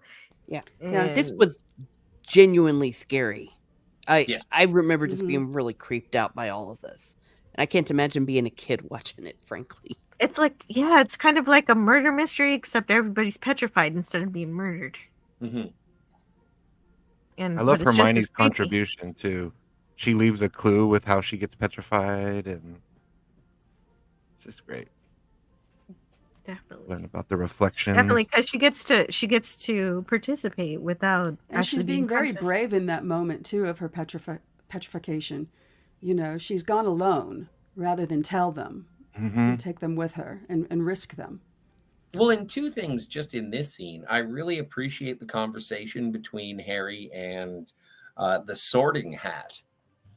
And I just like that dynamic where it's like, oh, yeah, I took it. It took a while, but I'm pretty sure I was right.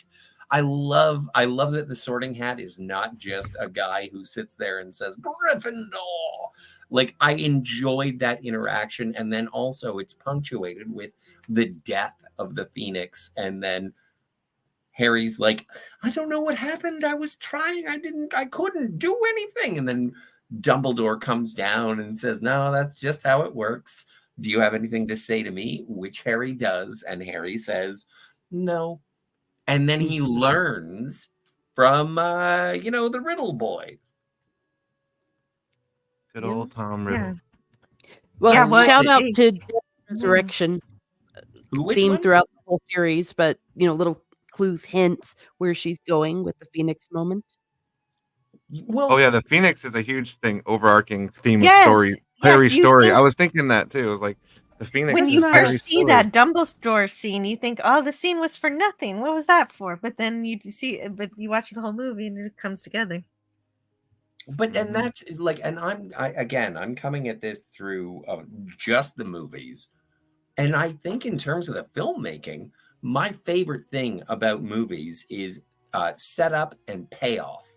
And these movies, like the Just wait till next Columbus week. one, Just wait till. Yeah, so much of that in these. It's so great. looking forward. So looking forward. Right, because J.K. Rowling didn't just write for the kids. She wrote their whole family tree, like Tiger Stripes was saying earlier. So there's lots more to say about previous generations that shaped the whole story. Also, This is where Harry turns Apologies, into a fat kid. Yeah. yeah, because Hermione can do really advanced potions, and it just took a couple of months for the Polyjuice potion to brew. Cat hair in here's oopsie. Yeah. So funny. I have a question. Yeah. Yes. Why are you wearing glasses? I was reading. I didn't know you could read. You could read. Yes, Apparently I that heard line was Felton ad-libbed, by the improvised way. that line. Yeah, I was just saying that. Which Yeah, is he pretty improvised clever that on so his part. good. It was. And he was a little older than all the other kids. He looks younger, but he was a few years older than everyone else. Like, I love that Why are he. you wearing glasses?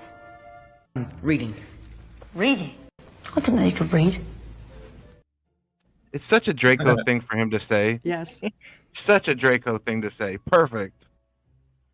You can't read. By the way, I don't like Draco, but I am going to grow my hair long and dye it blonde. It burns, but you can. But it Thank you. burns. All right. But you can. Not kill you, sir. Never kill you. Well, what do you expect? Pumpkin juice? Gather round. Can everybody see me? Oh, I get what. Can you all hear me? That's all he cares about. Jill, are you out of time? I was just playing a few clips I missed, but yeah, I'm out of time. But we're still going. Okay. I'm gonna make it. Is it raining? Are you going to leave your children in the rain? I'm not gonna leave them. I'm gonna go when I need to. Okay. Don't worry. Like a wizard. Precisely when they mean to. Yeah, I actually used that line a lot and still do. Can everyone see me? Can you hear me? There's just so many great lines, and I know Prisoner of Azkaban, there's some other ones too that teachers we liked to use in class. Well, not just that, but it will actually get people's attention because they're very good lines, and Yeah. and they're like, nobody needs to know what you're actually talking about. But if they Yeah. do, yeah. Well, the kids all, they know Harry. It's like Harry Or Potter. the intonation. yes, it's true. If you also do the accent. Well, and I was saying before we started the stream, I was like, oh, right, this is where, oh no, things are starting to your disguise. It doesn't work. But I was saying before, it's like the first two movies are very much Gryffindor versus Slytherin. And you don't really get much of a sense of the other houses. As the series progresses, is there more of a representation of Appian and my house? Yes. Is there more? Yes, definitely. All right.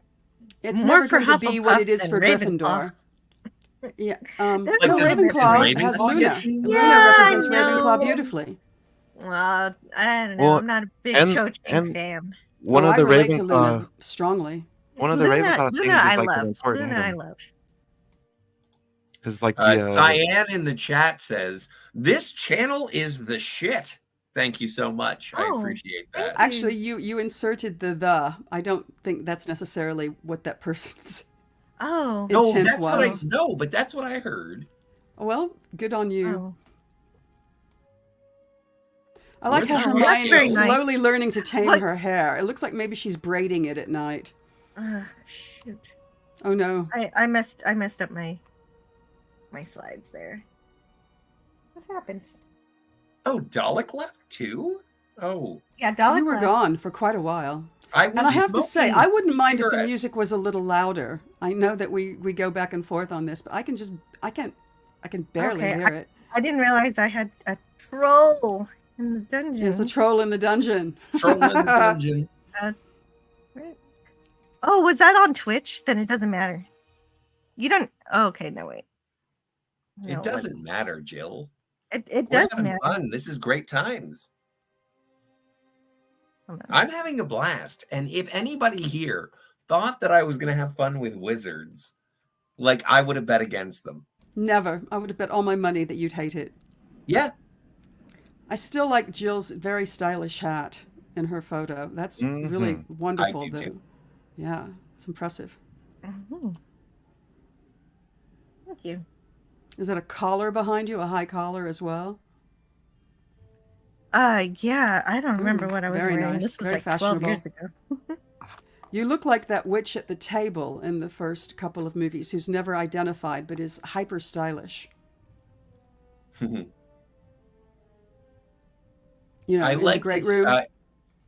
I do like the imposters. I do like it when Harry and Ron do the imposters of Boyle and Crab and Goyle. it's the most they Which, get to which do. one is which? That's the I funny don't even thing. care what their names are. Well, that's the joke. Yeah. Yeah. Chubbs and Sidekick. Yeah. No. Until one of them, of course, gets busted for drugs and disappears and goes to jail. Oh, yeah, that's right. And then they have to rewrite the last movie to write him out, and they have to include Yeah. another character Yeah. instead. Oh, there's I don't an know that Eddie he was. Furlong in this? Great. I don't know that he was busted for drugs. I think he was actually lending his name and image and the character's name to a particular brand of drug. And that's the thing that really done him in. Viagra? Oh, Well, look at Oh, Yeah. look at your tail. that. I love the innuendo. But also, it's one of those things, like, I was curious as to how she was going to look. And it was like, I can't go. And then when I found out that she was a cat because of cat's hair on the robe, it was like, oh, Yes. it's a foible. People talk about Mary Sue's, and it's like the girl is always best at everything. And it's like, no, she is the best at everything, but she does get shit wrong.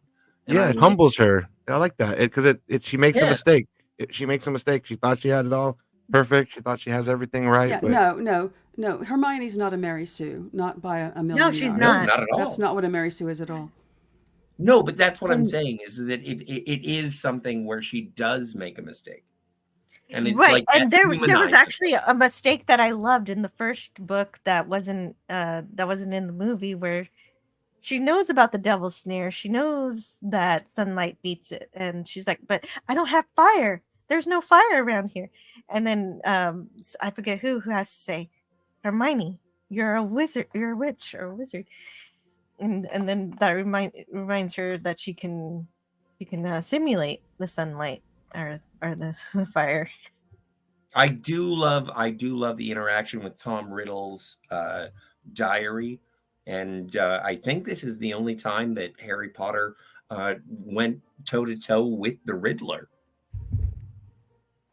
Oh, Yeah. it kind of reminds me of chat rooms, but just in book form. And Oh yeah, like AOL Instant Messenger yeah, with Tom yeah. Riddle. There were some creepy people on there when I was a kid. Oh, Eugene this is Bird says amazing. $1.99 I love this flashback. for $1.99. It's so great to see, Tom Riddle's like how his journey through Hogwarts was kind of similar to Harry going into the restricted area, being friends with Hagrid. It's like a lot of comparisons. Before we get into it, Eugene Bird in the chat says, "Is Professor Jill teaching arithmancy? Or is it arithmancy?" Arithmancy, yeah. Oh, I forgot about arithmancy. Thank you for reminding me of that. We don't really see that much in the movies, do we? But that is the way. That is a form of divination, but more mathematical, where you use numbers to try to predict the future or try to figure out what your personality is and how it affects other relationships. It's a wild kind of thing that I guess some people actually use in real life. Like, those conspiracy theorists that say, look at these numbers. These numbers mean something. If you add up these numbers, then it means this. And so, well, it's how you thing. take down Satan with long division. Yes. Mad and Harry. Yeah, so he's what's he doing? Oh, he's helping with Casual the mandrakes. cruelty. Yeah, so he can chop up the mandrakes. Tiger, but save the Miss wizard. Martin Muses. I have a question. Do you like the fact that after Hagrid sort of nurses a dragon into being, and the dragon burns off a lot of his beard, in this movie he keeps it the same length? It's like it is his sort of deference to the dragon that he tried to save. Oh, I never made any connection with that at all. Maybe they felt like he looked better on it. But one of the things that makes Hagrid so lovable is that he loves all creatures, even the ones that'll kill you, including the spider. Mm-hmm. Especially the ones that'll kill you. What is the spider's name? Yes. Aragog. What's the spider's name? Gary? Aragog. Aragog. No, Aragog. And that spider can talk. No, not Aragon. That's a different franchise. Aragog. Aragog. Shelob. Okay, my mistake. Yeah. Wait, Cornelia. spiders? Why couldn't it be follow the butterflies? Yes. Call this a house? That's another reference to the Hogwarts Legacy game, though. You can follow butterflies and they lead you to like treasure and stuff. Oh, really? That's so cool. Yeah. I can't wait to play that game. It connects. Mad and Harry? You wouldn't be talking about me now, would you? Mad and Harry? We can't cancel Quidditch. Silence would. What you say? That is so good. Silence would. She did. She shut it down. That was wonderful. Did you do that yourself? I thought I clipped that out. No, it's somebody else who did That was that. hilarious. That was great. Shut it right down. Love it. You know what, Wood? Shut up so much, we're not going to have you in any of the other movies, by the way. We'll just shut you up that much. Well, he's a CEO. Oh, is he dead? That was his last Is year, he- yeah. Yeah, this is last year. True. You will find that help will always be given at Hogwarts Wood to did those who avoid it. ask for it. That was, you know what? That statement was, I think, the turning point in my cynicism. Is I was taken by it. I absolutely, I was like, no, this is when people define safe spaces of contradictory philosophies as the houses are. I found this just like, no, everyone's together in this. I'm sorry, I'm not saying anything rational. I'm being completely emotional. But this movie, these two movies, They they hit you made in the me feel feels. friendship. They Yes. made me feel love. And they made me feel like nothing was beyond my determination. And it's just so, it's awesome to join you guys as fans. Like, it's amazing. Well, it's Something nice that you I came had back pushed to us. away. Something that I had pushed away for so long, and then I watch it and I'm like, I like these guys. I like this philosophy. I don't think that there's anything bad going on here. And I want a phoenix or an owl or a rat. Hey, Oh, you can just buy you them wait. because they have all the merchandising at the No, they Wizarding really World. do. Yeah, Ooh, they've got well, a beautiful marketing. snowy owl now that will sit on your shoulder with a magnet and move and tweet. All right, let's not go crazy. Well, I'm still, and just wait until you see the magical tribble. It's not a magical. It's a. It's a. And the what is it called? dragons and. I just call it a magical tribble. well, and Oh. also, if And anybody Buckbeak. wants to be, Buckbeak. Hippogriff Buckbeak? all day. I did Yes, not please. expect to hear the word fuckbeak. But With a B. Buck. Buckbeak. with a B. Okay. You hear what you Yeah. want to hear, Scotty. I think that's I from do, the X-rated usually. version of the film. No, those don't exist. Okay, so just so people aren't confused, the magical tribble I was talking about is called a pygmy puff in this movie. But Pygmy except the difference is puff. it has a little bitty face, but it makes a purring sound too. But yes, all of the magical creatures in this series are wonderful, and definitely They you'll really you'll are. enjoy next Friday with the hippogriff. Next Friday, my favorite. My favorite. Well, it's also Rebecca Black's favorite day of the week. Not my day, the movie. Azkaban. Right. Commissioner Gordon is going to break out of jail. I can't wait. Definitely. Well, and of course, over the course of this movie, they figure out all they need to figure out, except for where the Chamber of Secrets is. But they It's have to exposition. solve this without Hermione because she's kind of been sidelined. So it's kind of Mhm. up to the boys now, which I like. So Yes. it's like now they Yeah. got to use their brains without her helping the rest of the way. So no more But handicap. even when they get to the solution and when Hermione comes back, it's like, we couldn't have done it without you, Hermione, because she drops the clues. And especially when it comes to the mirror.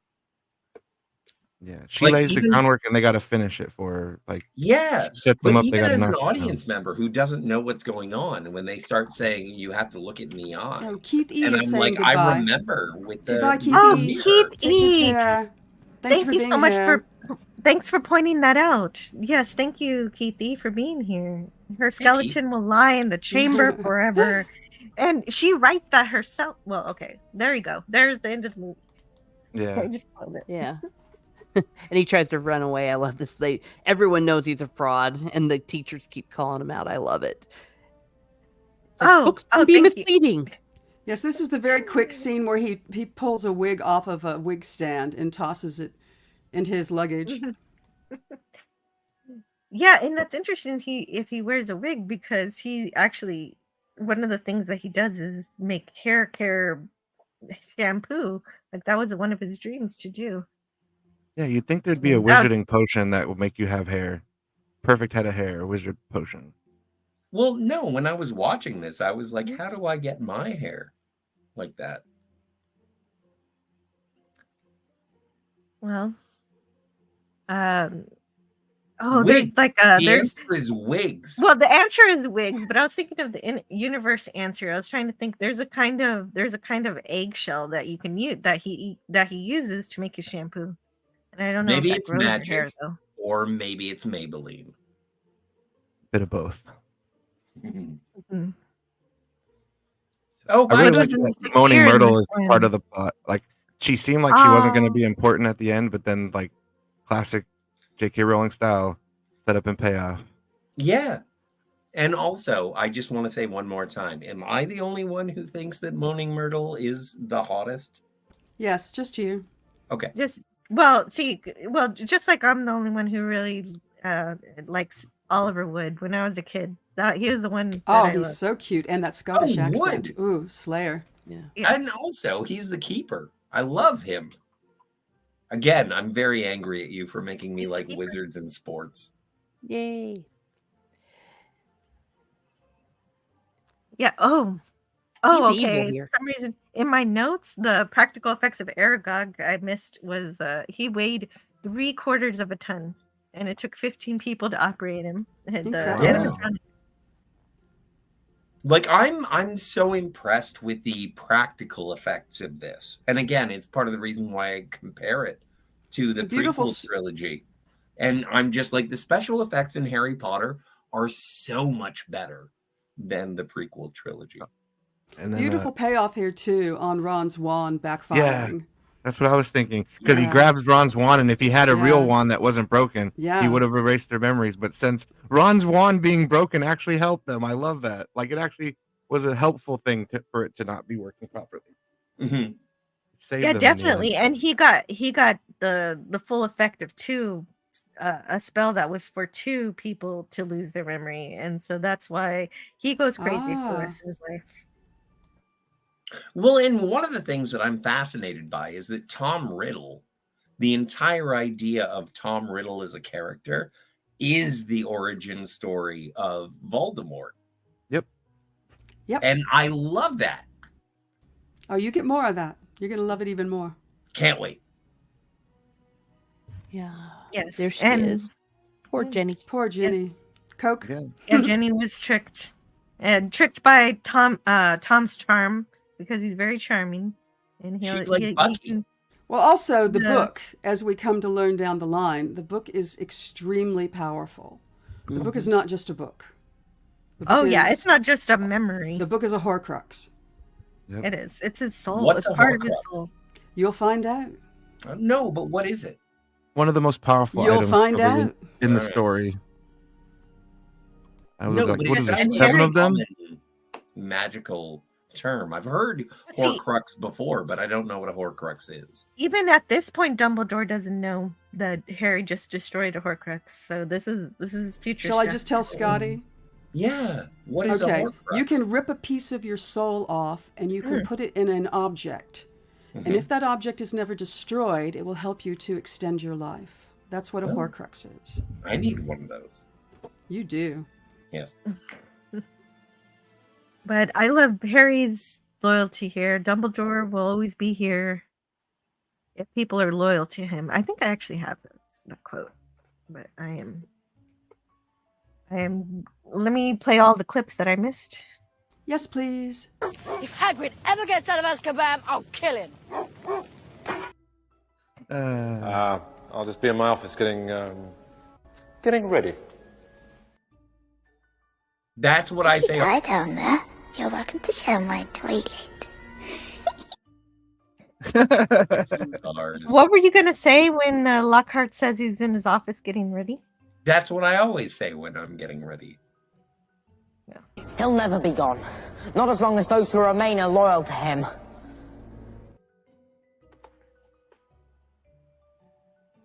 And that ties into what Dumbledore said before.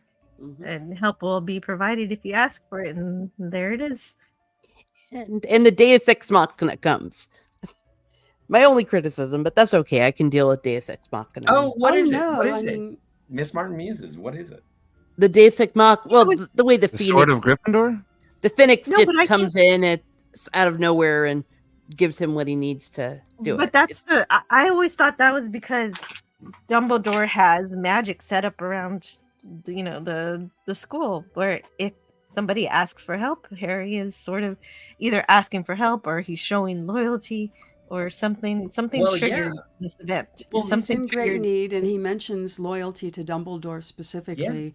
And they establish that the Phoenix has everything that Harry's going to need certainly, to get out of all of this, and they just toss it off earlier, and I just really love I it don't in know. terms of. Or maybe Dumbledore talked to the Phoenix. I'm fine with it. I'm great with it. Oh, I'm cool with it. It I mean, I'm actually- just saying that often. Oh, you're right. Usually a Deus Ex Machina isn't really set up. It just sort of drops into place out of nowhere at the end. Well, they do establish that there are ghosts in this world, so it's safe to say that maybe like the ghost of Gryffindor is watching, and then he, watches Harry's events. He's like, okay, he's worthy enough. I'll drop him my sword now. I am all the Jedi. I guess it really isn't well explained how it works. So Well, I guess Dumbledore did leave the school, the way you and explain it's it not was unreasonable for him to have set something up, because he knows there's a monster. He's got the sword. He's got the fiend. I mean, it's... Because he sets everything up in the third one, too, with the time turner and everything. Dumbledore knew what was going to happen when he did that. So he was already, pre-planning. He knew ahead the steps. So I think he did it here, too, also. He knew... This is the second movie. Yeah. I'm kind of okay with just saying, how did that happen? Well, I mean, and magic. he's been thrown off the grounds at this point. He didn't leave on his own account, so it would, it's not unbelievable to think that he might have just put all of this together, knowing. Well, this is the kind of problem that I run into in Star Trek quite a bit, where I can't explain it, but I love this so much, I'm going to fill it in with my, with all of my headcanon. So that might be what's so much.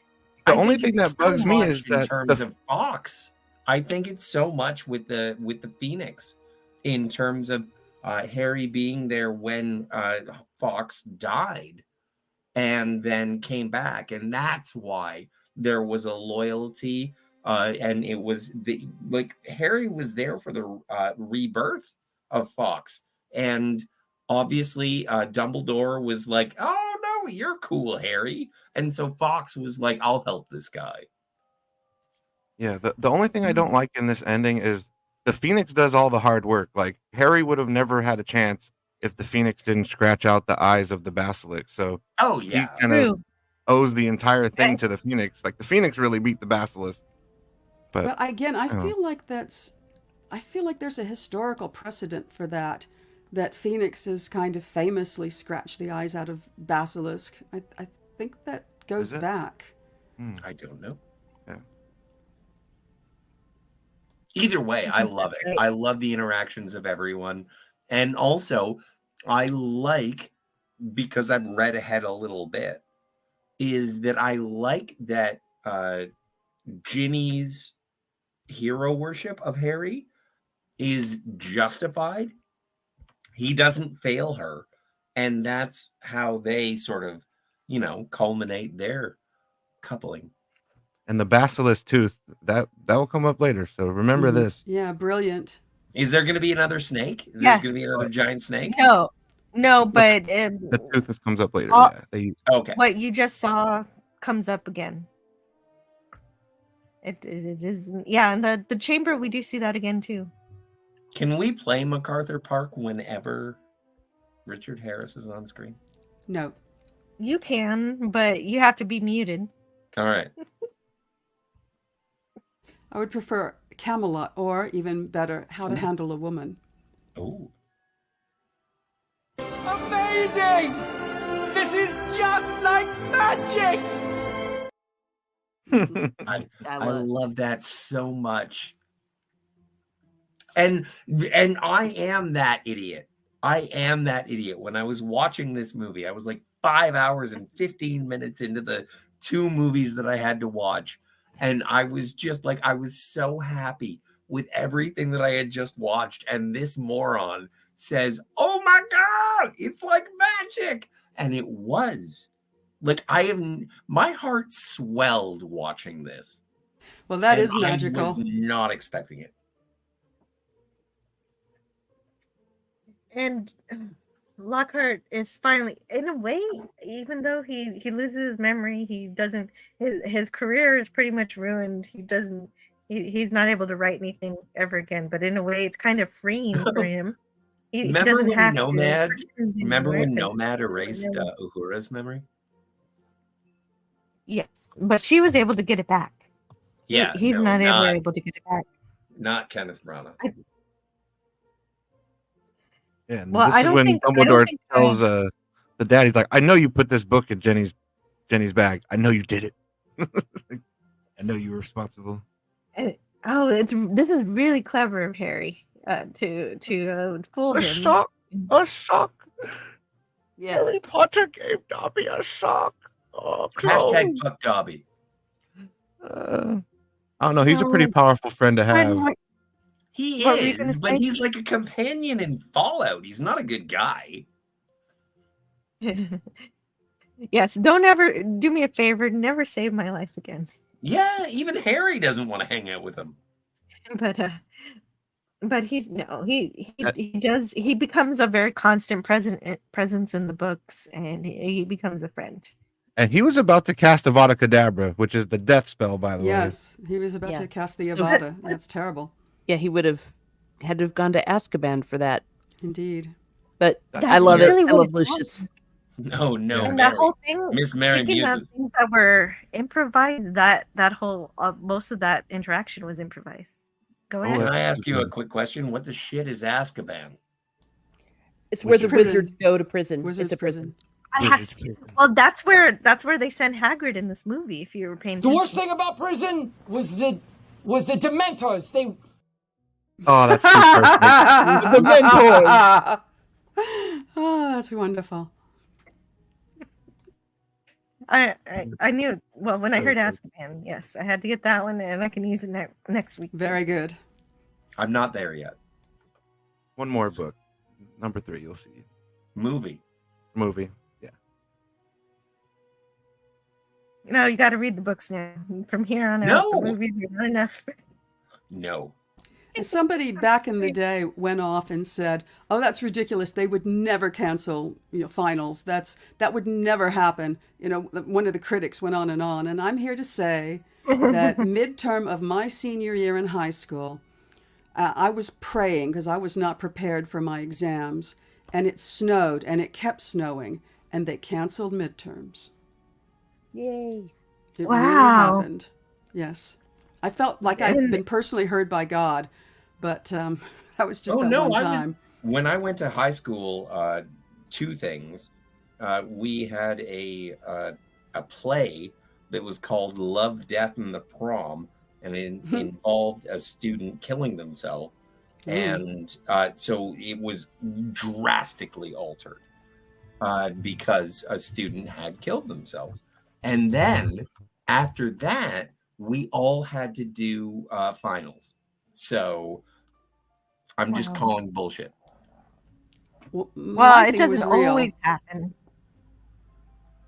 It doesn't. Oh, yeah, well, you're not always. Then it does on occasion happen. Why couldn't I take advantage of the death of another student? But I never could. To a dark place. I well, know, but maybe even Hermione to a wasn't Deathly happy about Hollow. it. Save He that for says, movie "Oh, after no." next. All right. Sean He was so Biggerstaff, upset. Ollie Wood. Sean Ooh, Biggerstaff. Yeah, a that's great name. Oliver with Biggerstaff. I love it. Yes, yeah. His Harry Potter name fits very nicely with his real name. I sometimes wonder if a lot of these kids weren't cast simply because they had the perfect name. They had a Wizarding World name when they came in, like Rupert Grint. I mean, you just don't get more Wizarding World than that. Rupert Grint. Yeah. He was hired because of his facial expressions. If you look in any scene, Oh, I he's expect in, it was the he's red got- hair too. Oh! That's what Yeah. Rupert said. I should be Ron because I have red hair. You don't have to dye. And it. he was right. They had to dye Fred and George's hair. Of course. And And all the other Weasleys, I'm sure, except for Never maybe yet. Jenny. She might have been a natural Oh, redhead. is Jenny a real? Is Jenny a Maybe, real I think redhead? so. I think I've seen her and she's usually got red hair. I'm not certain. Nice. Well, and as I've watched these first 2 films, I haven't read the books, and I am enamored by the storytelling, by the cast, by the world. The only thing that I could say that I'm somewhat disheartened by is the fact that it only takes place on the campus. Like there's not an Oh. outer world. Keep Oh watching. no, they Yeah, stay yeah, tuned. keep watching. No, we'll get there. We'll get there. And I Yeah. We hope will get I there. hope the people Mhm. I hope the people that are sort of with me, and it's like, I don't know what this is, but like But I've it's been introduced to it now, and I think it's really, really charming. I think it's really, really heartfelt. I appreciate not only the friendships, like the close friendships, but I think in terms of the entire Hogwarts school, in terms of how you should be. Everyone is doing their jobs, as I've said so many times before. I am so happy that I don't hate this. That's what I have to say. That's always good. Yeah, I'm relieved too because for 2 years, anytime I'd mention Harry Potter, you'd dismiss it. So I'm just so happy Oh, he that would do worse Yay. than dismiss it. He would spit, as many do. Yeah, Yeah, but definitely. like Tiger, this shit warms my heart. I know. I'm surprised you can find your heart to warm. So I here we know. go. It was It's quite a surprise to me as well. I have to Yeah. say hello to Not Brian. Hi, folks. Fine panel this evening. Oh, good Not to see Brian. you. Oh, thank you. Wait until Goblet of Fire, Scotty. Yes. So we will see more Yes. of the Can't Wizarding wait. World as we go along. But Prisoner of Azkaban next week, my The world favorite. opens up. So good. Goblet of Fire is the one where everybody has long hair, right? Yes. All right. I Sort think of. the hair starts getting longer in the next one. I do. Yeah, but Hagrid has They all long start, hair, you know, so just why about. am I They all angry? start hitting puberty. All right, puberty. Yeah. And they stop going to barbers. Puberty. Puberty. It's such a trip I'm gonna watching the put that kids on my grow up. business card. Like Scott right before your eyes, R. they grow up. 37. Puberty. They I do. think that might be a Smothers Brothersism, but Harry it does Potter make me is laugh. their childhood. Yeah, it's crazy too, being able to watch the movies one after another without having to wait the years that it took when they came out. So now when you see the kids grow up, it's like happens so rapidly right It's in like front of you. magic. Yeah, it's literally like Yeah. magic. Great movie magic. Yeah. Yes. Yeah, they grow incredibly fast. Even just within these couple of movies, you see a big difference between Oh yes. the first yes. Harry. Oh yeah, I forgot to mention the. This is like one of those little stories that you hear when Harry had to pull up his his pants leg to show his bare ankle to show that he'd given Dobby the sock. When they were on the set, Dan pulled up his pants leg and apparently his ankle was very hairy because he's hitting puberty. And they had to send somebody out for a razor right away to shave his ankle. But my name is Harry. Let Yes, it go. you're My a name is hairy Harry. wizard. That's what people like to No, say. it doesn't mean that literally. Go get No, it. and at that shaved. point, it did mean it literally. Yeah, right. Yeah, and then in an hour, the hair Hmm. grew back because Harry didn't want to be bald on his legs. Like, why are you guys so offended by hair on my legs? Because it's magic. I guess because he's supposed to be 12. Yes, exactly. Yeah, right. And he's right. actually supposed to be- yeah, he's supposed their to be age Of course, kind of black keeps hair on- yeah. progressing an extra year, even though So for every year, you can add 2, and so I think they play their ages creditably. But by the end of the the series, they're all 20. Yeah, they're So- grown ups Yes. and Deathly Yeah, Hollow. yeah, they're- Well, I do have to Whoa, take my so- leave. What? And what I I'm wanted glad- to do is give my rating in terms Sure. of wands. You can give a rating if you want How to. many wands do I give this? Are these 2 movies? Both of them, they get a 9. I really enjoyed it more than I thought. It melted my icy cold heart, and it made me feel happy. And thank you for letting me play. I know I've been shitty to wizards for a long time, but I thought that this was fantastic, and I can't wait to see the next one. In fact, I'm holding myself back from watching the next one because I know Oh, yeah. I want it fresh in my mind when we meet I think I have to again go next buy them. Friday. I think I'm going to have to go buy a set real quick. Yeah. Oh, so, you should. But again, this is such a great conversation with a topic that I'm unfamiliar with, and it makes me happy because I'm learning things, and it's making me appreciate the people who will talk about nerd stuff with me because this is nerd stuff. So I just want to say thank you. Thank you. And Thank you, Scotty. so Thank you anyway, for much being love. here, and we'll see you soon. Subscribe to the Phantasmagorium and Cinema Cinema Gold, Gold. Don't and forget Cinema here Gold. and be here. And also, subscribe didn't to forget. Anti-Derivative Jill. She brings you love.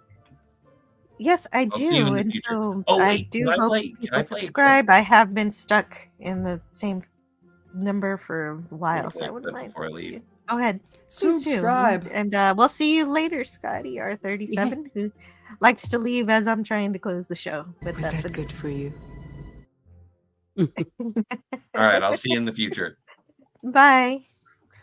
And so, well, okay, if we're gonna do the rating as he's saying, yes, I'll give him 10s because these were perfect.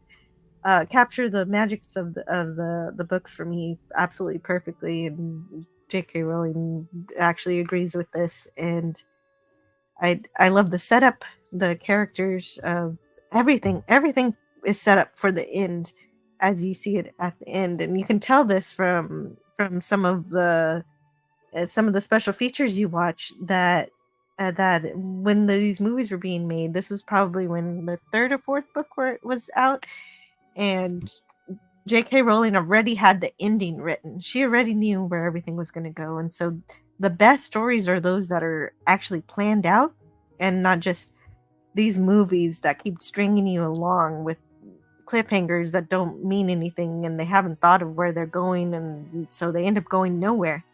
That doesn't happen with Harry Potter. Perfectly said. Yeah, Star Wars. Sorry, she knows what Star Wars cough. Star Wars sequels, yes. I heard that.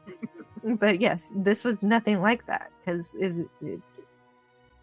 it's very thoughtful. She has respect for her readers enough to know how intelligent they are, despite their age. And so she doesn't look down on children. She treats them as as Dobby says, as equals. And so that is really refreshing in children's literature. And I think that it influenced other children's writers to do the same. Not that she was the first or anything, of course. Obviously, that's Tolkien, but I loved it, and I can't wait to talk to you guys some more. I hope everybody on the panel returns next Friday if you can. If you can't, that's okay. I absolutely will, unless barring Oh, terrible things. I'm going to say 9 out of 10, only because I want to be able to give 10 to my very favorites. Mm-hmm. But that's the only reason why. I mean, Okay, otherwise, okay. they're all 10 out of 10 for me. And is that your closing statement, Tiger Stripes? Because we gotta go. I've said enough, and you have to go. I do have to go, but I don't want to rush you guys either. If you've got something to say, I got a couple of minutes. No. Well, I think that, a lot of it's been said already, and I've been mentioning that I still think that the first 2 movies are really, really good, even though maybe objectively the third one might be the best of them all for reasons we'll talk about next week. Yay! But this set up the world building. This set up the world. We would not have had the cinematic version of Harry Potter without what Chris Columbus set up. He was the one behind all of this and was able to hand it off. I mean, we wouldn't. No, he put his money behind it too. He produced it as well. Yeah. That's real money. That's not just talk. Exactly. And I know that sometimes people have criticized this by saying, it just puts too much from the book, if you will, in it, just all these little details. It's like, it's okay because sometimes it's good to just go to a movie and live in the world. And this movie does it excellently. And I think they're delightful. And out of all the movies, these are the 2 that I usually tend to rewatch the most. Yeah, me too. And that's the thing, is Christopher Columbus said he wanted kids to come out of the theater to say, that's exactly how I imagined it when I read the books, and that's what he achieved. Yep. Thank you. And thank you so much for joining us. I was so excited when you said you could be here. I was happy to be here. I hope to be able to come for the rest of them. Things will come up, but so far I'm pretty clear. Understood. Yeah. Very happy. And Appian, thank you too. You have some great questions. I like the way that you question the story and your analysis of the plots within the movie. And any negatives, it's really just little nitpicks. Like, it doesn't ruin the experience of the movie for me. And like Miss Martin said, it's like the movies are perfect forms of escapism. Like they're magical, they're not our world, it's something else. And when you want to go watch a movie, that's like perfectly what it does. Is it you feel like you're in the wizarding world, and I just love that feeling. And yeah, I love these two movies. High 9s out of 10, because I also agree, like I want to save my 10s for like the ones that I love the most. But it's hard because I want to give them all 10s because I don't really hate any of them. I just think Deathly Hallow Part 1 was the weakest for me, but I didn't hate it or anything. But yeah, so 9 out of 10 for these. Can't wait to talk about Prisoner of Azkaban, because like that movie has so much going on. Mm-hmm. So yeah, thank you for having me, Jill, and it was nice. You're welcome. With everybody. Yes, thank you, Jill. Absolutely. Thank you guys so much. I wish I could have spent a lot longer on these movies. There was more to talk about, but you know, there's lots of books and documentaries and things if anybody's interested in the world that we rolled in today. And I know I'm going to read this book, and I'm going to try to read it for next week so I have more information, because this has absolutely everything in it. Yeah, they get longer, and they're going to be like they sure do. Goblet of Fire, not and the then like actual 1,000 books. on. I mean the production. Okay. I mean the production. I was like, books, oh not man, the actual books. You're going to read the whole Deathly Hallow before that? No way. If I do that, I'll probably do that on my own and have like a small series. You'd wear your something eyes where out. I do chapter by chapter or something. And so I'm sorry, Dalek. I gotta go right now. I'm already late. I'll talk to you guys. Okay. I'm gonna play the clips that I didn't play during the show because I ran out of time. And I'll talk to you all next time. And I'll come up with a better tagline Bye-bye, later. chat. Mischief managed. Mischief managed. Perfect. Where are they? Here's one that we forgot.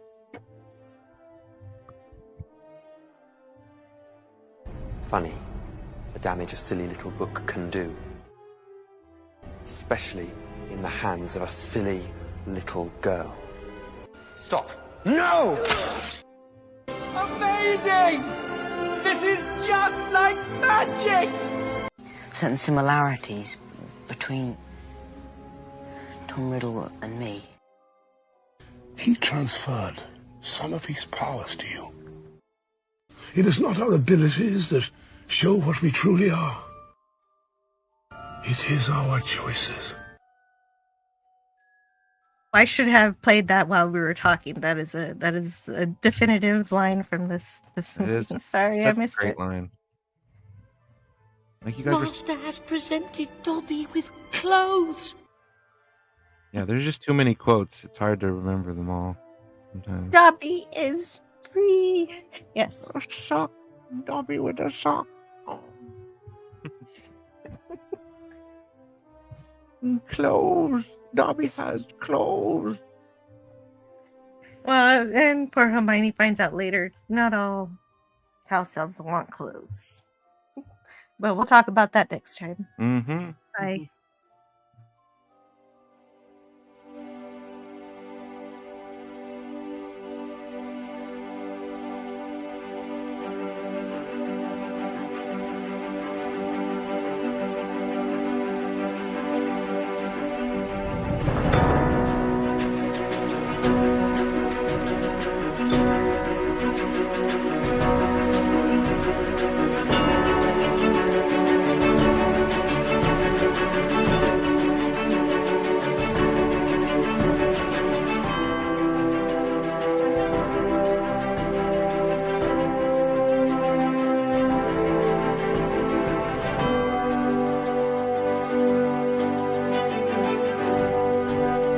Learn all that is learnable. And the ways our differences combine to create meaning and beauty. It has always been easier to destroy than to create. May we together become greater than the sum of both of us. Well, now you have something new to think about. Carry on. All right, move along. Done. Stop it. Get off of the things. Go outside. Get some food. It's like, you know, it's a time of day where you live. Go do something. Shut up, Snoopy. I don't care. You smoke too much. Let's go. Let's go adventure. Let's go explore.